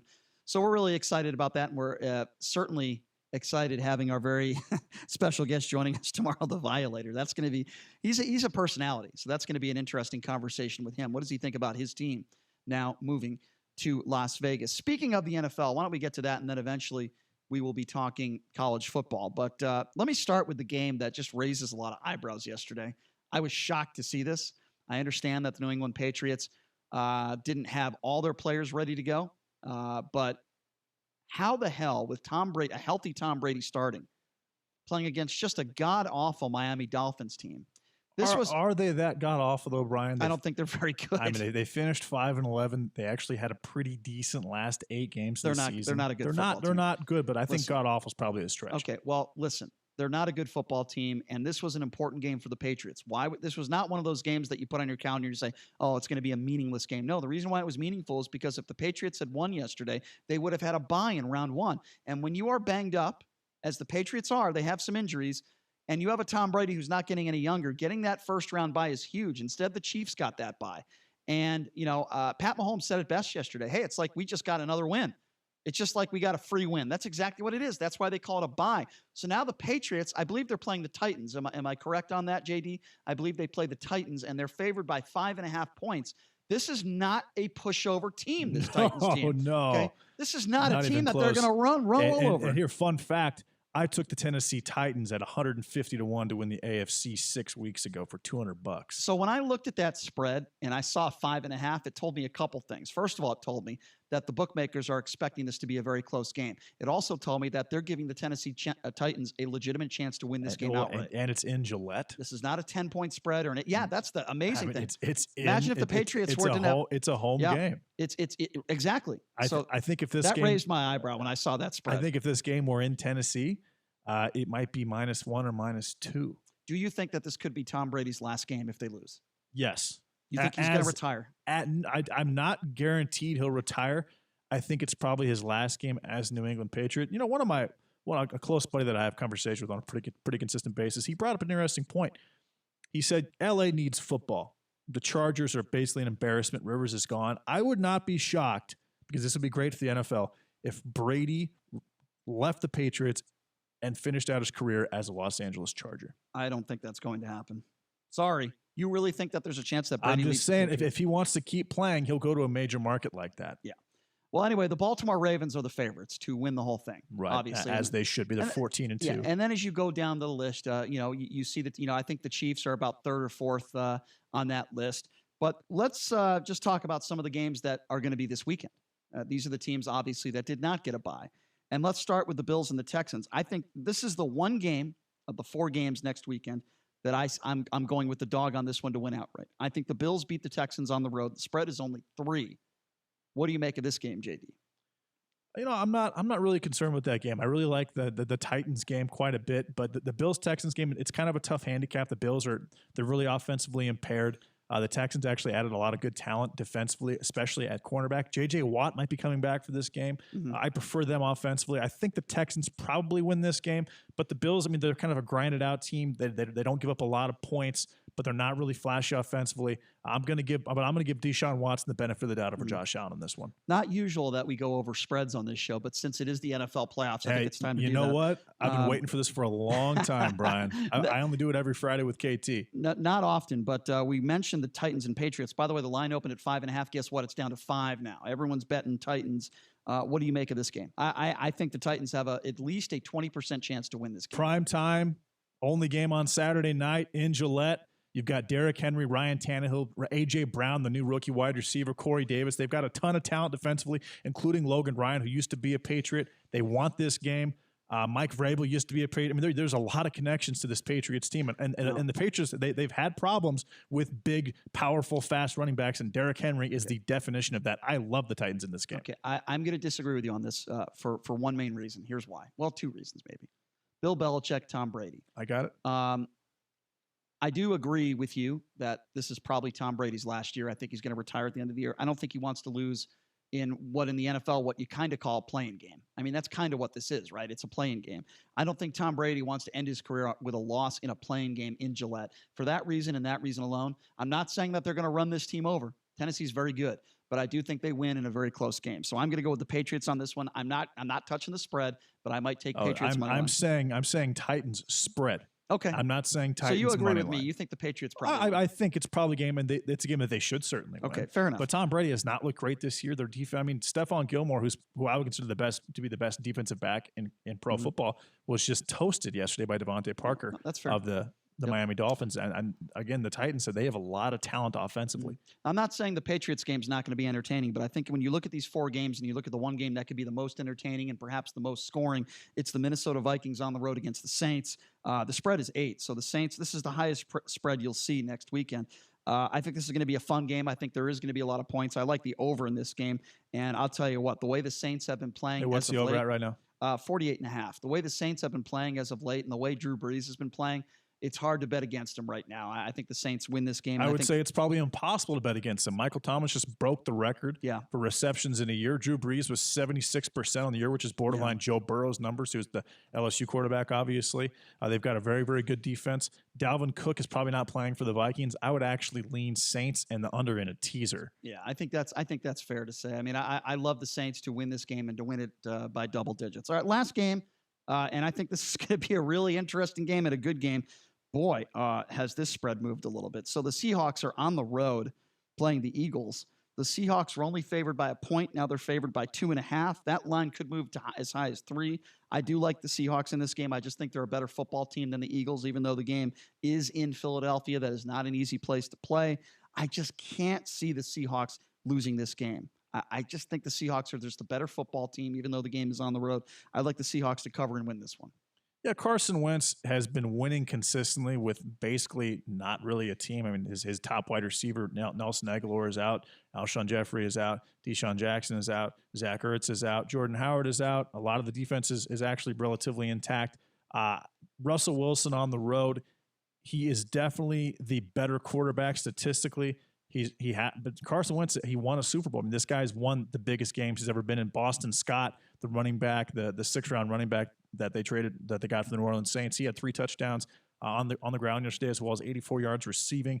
I think that this is a game I'm probably not going to touch. I'm going to watch it just so I could make a play for the next week, because I believe I've got some NFC futures on the Seahawks at 25-1 that I took maybe 6 or 7 weeks ago that I probably will take into consideration, considering the fact they're playing this game. But this game I'm probably not going to touch. I might lean the under if I looked at it. What's the under right now? You're talking about that. I believe 42.5. 42.5. I might lean the under. I'm not sure there's a ton of points scored, but the Seahawks defense has actually been pretty porous. And Carson Wentz, again, the guy just finds ways to win consistently. And Philadelphia is not an easy place to play, but neither is Seattle. Mm-hmm. So it's going to be a fun weekend next weekend. There's a lot of games going on, and of course on Monday, January 13th, it's the national championship game in college football. But before we get to that, Let's start with this Clemson game, this Clemson-Ohio State game, which was a phenomenal football game. It was a lot of fun to watch. And my thoughts on this game are as follows. Ohio State could not have asked for a better start. Correct me if I'm wrong. I think they were up 16-0. Yeah, they were up 16-0. So let me comment on that and what, in my personal opinion, what changed the outcome of this game. Trevor Lawrence got knocked on his ass. Okay, he took a huge hit. In fact, he was motionless. That he ducked into. Well, regardless of how it happened, that's not my point. The point I'm trying to make is at that time, Clemson was down 16-0. Sometimes it takes a hit like that to wake you up a little bit. That's all I'm going to say. And ever since Trevor Lawrence got his ass handed to him and got knocked down, he was actually on the ground for a few minutes. And some people were saying, why? Is he even going to get back into the game? Obviously, if that happens, I don't think Clemson comes back and wins the game. But Clemson then scores 21 unanswered points. And it was that specific play. When I saw Trevor Lawrence get knocked down and hurt, I said to myself, his teammates woke up a little bit and he woke up. He was a completely different player the rest of the game. They scored 21 unanswered and they win this football game 29-23. I actually bet Clemson in this game, and when they were down 16-0, I didn't think that there was a much chance of Clemson coming back. I thought they were in a lot of trouble. Well, I'll tell you this, Sean, and the reason that, Trevor Lawrence, he woke up, but also Ohio State lost. You agree with that, though? I mean, they lost their second best defensive back in Shaun Wade. Shaun Wade's a first-round pick. He's 6'2", 190 pounds. He's a five-star player. He's the one who actually sacked Lawrence. It would have been 4th and 13 for them. They would have had to punt the ball. I think Ohio State probably would have scored. Also, J.K. Dobbins went out with an ankle injury in the third quarter in that game. And then T. Higgins, who was actually, I thought, declared out, or he was ruled out in the first half, the wide receiver, he actually came back and played in the second half. But it's all about personnel and matchups. If Shaun Wade plays that entire game, Clemson doesn't score 15 points, and Ohio State wins the game by 20. But since he went out for targeting, and then also they had another penalty on that drive that kind of aided them to score the touchdown. Hold on. You're still the number 2 ranked team in the country. You still have a lot of quality players out there. But who have you played? Who have you played? Virginia? I understand. Texas A&M? Listen, I understand what you're saying. North Carolina. I mean, I'm pretty passionate about this, Brian. Clemson. Something tells me you had money on Ohio State. I actually did not have a lot of money on Ohio State. A little bit. I had a little bit of money on Ohio State money line. I did, and they still had a chance to win the football game at the end. But honestly, and I do prefer Clemson to face LSU because I've got a major future. I took them at 60-1. Well, let's get to that game now. On January 9th. So, but yeah, let's get to that. Right. But the Clemson game, I think that if Shaun Wade didn't go out for targeting, they absolutely would not have won that game. All right, fair enough. The only point that I was trying to make is if not for Lawrence being put on his ass, I think that completely changed everything, and he was a different player coming off of that injury. He got right back out there and he woke up a little bit. All right, so Clemson, and that run was impressive. Yes, the touchdown run. Yep. Very impressive. Oh, he's going to be a great NFL player. I don't think there's any question about that. He's going to be a great quarterback in the NFL. He's going to be making a lot of money. So Clemson moves on. And LSU plays Oklahoma, and there were still a lot of people out there that didn't think Oklahoma deserved to be in that football game against LSU. Well, those people that have echoed that, LSU took care of business. They just absolutely destroyed Oklahoma. That was never a football game. The Clemson game went down to the wire. This LSU-Oklahoma game was not much of a football game. LSU took control pretty much from the opening kick. So now we're looking at this national championship game, and if you're wondering what the spread is, of course, the spread is already out. LSU is favored by 5 points. Money line minus 200. The over-under is really high. 70 is the over-under. What are your initial thoughts on the spread on this game? What are your initial thoughts on where you see this game going, this championship game in a couple weeks? Well, it's interesting the over-under being 70. I lean under here, but then I think to myself, Joe Burrow scored 7 touchdowns in the first half against Oklahoma. Clemson has not given up more than 21 points or 23 points all year, Ohio State, to an opponent. Are you telling me that Clemson's going to score 50 or LSU is going to score 30 or 20? I think LSU is going to score 45 or 50 in this game like they do every single game. I think Clemson's defense is relatively overrated. I think that LSU's defense is actually very underrated. They've got they've got the Thorpe winner and Grant Delpit. They've got Derek Stingley, who's probably the best. He's a true freshman. He was the top player in the country as a cornerback. He had 15 pass deflections and 6 interceptions this year as a true freshman. They've got Christian Fulton, another first-round pick on the other side at cornerback. They've got Kalavan Chasen at defensive end. They've got a giant defensive line. They've got an outstanding offensive line. The line in this game is only 5. It's kind of gravitated between 5, 5.5, 6. I have this big future payout. The payout's almost $60,000. and I'm probably going to do some type of hedge. It might be a hybrid hedge. I could see Clemson covering the spread in this game. I don't see them winning the game, but I still have to do a minor hedge here because LSU they just have too much talent. They've got 3 good wide receivers. They have Randy Moss's son at tight end. They've got 3 good running backs. I mean, Joe Burrow, some of the throws he makes, not just the throws he makes, but also the way he evades the rush, the way that he's very, very elusive, despite the fact that his head remains up the entire time and he makes big throws down the field. I mean, and again, I've been touting LSU as the top team in the country since the start of the year at every single publication that I can. I'm with you on this one, and I can't remember the last national championship game where I said that was going to be a blowout, and Clemson is really, really good. But here's my opinion on this game, and I don't think Clemson covers at all. I actually think LSU is going to blow this team out. And the reason why I say that, well, a lot of different reasons. First of all, Clemson is very fortunate to be in this game.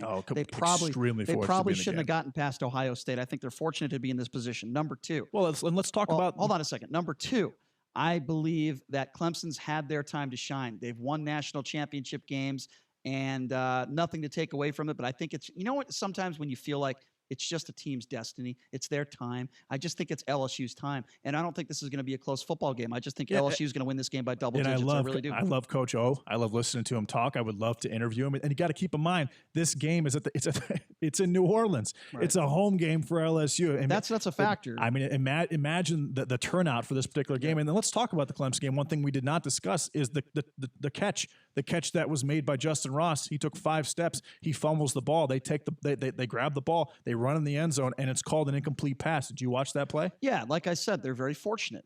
They're fortunate to have won that football game. When you look at this LSU game, they're healthy. That was a blowout. That was a stress. That was a stress-free football game. And you know what? Them. Michael Divinity, who actually left the team 6 weeks ago because he got caught with marijuana, he is now back. He led the team in sacks and tackles. He's probably a first-round pick. LSU gets him back at middle linebacker for this game. So why is the spread only 5 then? I thought this spread would be at least 7. And see. Well, it opened up at 3.5 and it's moved up to 5. I could see it hitting 7.5 or 8. The issue is here, if Clemson, if I don't want to say it, but if I think officiating almost has to get involved in a weird way. A couple of LSU players have to get removed for targeting, or maybe Joe Burrow has an injury that no one knows about, or maybe an LSU player was hurt in the last game and it's not being discussed, and we'll find it out in the next couple of weeks. All right, well, I'm going to give you my all-star parlay. You ready for this? Let's go, man. It's a money line parlay. It's going to pay maybe about even money. I'm going to go with the Patriots money line because I don't think they lose at Gillette Stadium. I just don't see it happening against Tennessee. The question is, how many people do you think are thinking the exact same thing you are, but they've got millions of dollars and they're betting on Big Tom? Well, I'm telling you what I like, and it has nothing to do with spreads. I like Patriots money line with LSU money line. That is my play. That is what I'm going to go with. It is what I'm going to go with this weekend, and I'm hoping that the Patriots can get it done, and then I'm live for the LSU game. That is where I'm going with this. Okay, and I think that probably pays out what? Minus 130? No, it'll pay more than even money because LSU is only minus 200 right now. Okay, so what plus? So it 2 minus 200 teams basically. Plus 140. Yeah. It's a little more. It's more than even money. That's the play I like. I don't hate that play. I do think that you're going to see some huge money line bets on the Patriots, Brian. I mean, giant money line bets. Well, I better get it in early then. Is that what you're saying? What I'm saying is I could see Tom Brady losing this game. And the Vegas books, and not just the Vegas books, all the books around the country, because now there's 19 states that have legalized sports betting, just cleaning up. Because there's a lot of people that are thinking the exact same thing you are. One of the reasons why the Clemson spread is so low is because they haven't given up a lot of points this year, and they won a national championship, and they haven't lost a game in 25 games. And Trevor Lawrence is 25-0 as a starter. Yep. But to me, on paper and from what I've seen, it's not even a conversation. LSU is the significantly better team, and they should win this game by 10+, but it doesn't mean that they will. Yeah. All right. Well, we will continue to be talking about these games as the week progresses. By the way, the only day we're taking off this week is Wednesday, and that's New Year's Day, but we will be here tomorrow. I wanted to quickly discuss the UNLV basketball game that I went to over the weekend, and then we'll get to a little Las Vegas Nights. UNLV played what I would consider to be a very bad Eastern Michigan team. UNLV's close to about 180th in the rankings. Same thing with Eastern Michigan. They're around the same. It looked like, JD, there were like 1,500 people in the stands. It was another horrible attended basketball game. It was a terrible game. First 6 minutes of the game, UNLV couldn't even score. They did not score a field goal. Yet at halftime, the score was 28-20. UNLV is averaging in the low 60s. There is no run and gun with this UNLV basketball team. And I hate to, everyone's going to say, Brian, why are you so negative with UNLV athletics? Why are you so negative? No, it's not that I'm being negative. It's that I'm being honest. There are a lot of people in this town that, want to say, oh, it's rebuilding. It's this, it's that. First of all, you got a coach that's the highest paid coach in the Mountain West Conference. This team has been rebuilding for 10 years. Stop it with the excuses. If right now the UNLV starters transferred, they would go to Power 5 schools. So stop it with this rebuilding garbage because it's nonsense, number one. Number two, Amari Hardy didn't start in this game again. And I understand that T.J. Otzelberger is trying to send some sort of message, but I'm going to tell you something. Amari better start come Wednesday because Wednesday they're playing one of the best teams in the conference and a lingering top 25 team. They're out of the top 25 now. Utah State comes to town on New Year's Day. I'm really looking forward to that game. I think I think Utah State's very, very good. They have a great coach, and I think Utah State is going to plow through UNLV on Wednesday at the Thomas and Mack Center. San Diego State, do you remember, JD, 3 weeks ago when I watched San Diego State, they were underneath the radar. They were not even close to top 25 in the country. Yeah. I watched them tear apart Iowa and Creighton. And I said to them on the show, I said, mark my words, this San Diego State team is a top 25 team in the country, and they are the best team in the conference. Well, it just so happens now that San Diego State is ranked 15th in the country, ahead of teams like Kentucky and Michigan State. So this team is to be reckoned with. This is probably the most talent San Diego State has had since the Kawhi Leonard days. I mean, this team is really, really stacked. They're really good. And they're one of two teams in the entire country that's undefeated. It's San Diego State and Auburn. And I looked at this team top to bottom. They go 9 deep. They have a accomplished point guard in Malachi Flynn. He is a great transfer from Washington State. He is fantastic. They've got the two Mensa brothers, the two 6'10" Mensa brothers. They've got Mitchell off, the sixth man off the bench. And I think Mitchell could probably start on any team in the Mountain West. Well, man, this show goes by so fast. It's unbelievable. Didn't even get a chance to talk Vegas Golden Knights, but congratulations to them winning over the weekend. And Mr. Mark Stone, 2 goals. That was a fun game to watch. But we have to go, folks. It is time. We have a 21-hour break, and then we will be back right at you tomorrow. And we have a very special Raiders guest coming on the show tomorrow, JD. Tell them about that. Yeah, Violator's coming on the show. He's you've seen him. He's the guy that kind of looks like he's got spikes coming out of his head, but his face is always painted in Raiders gear. Now, I wanted to tell you guys and the listeners, please, our website, the www.thevegastake.com. We've now got about 95 articles and segments up there. We've got a full writing team. We've got correspondence. The Vegas Take is really expanding and kind of exploding. Please check out the website and read some articles and listen to some segments. All right, man. That was a fun show. Sean Hannity coming up next. We'll see you bright and early tomorrow morning. Have a great day, everybody. This is a special alert to all Americans who own a vehicle with less than 200,000 miles with an auto warranty about to expire or with no warranty coverage at all. Due to a decline in the economy, Protect My Car is announcing a low-cost extended service plan that is now available to the public to save any driver out-of-pocket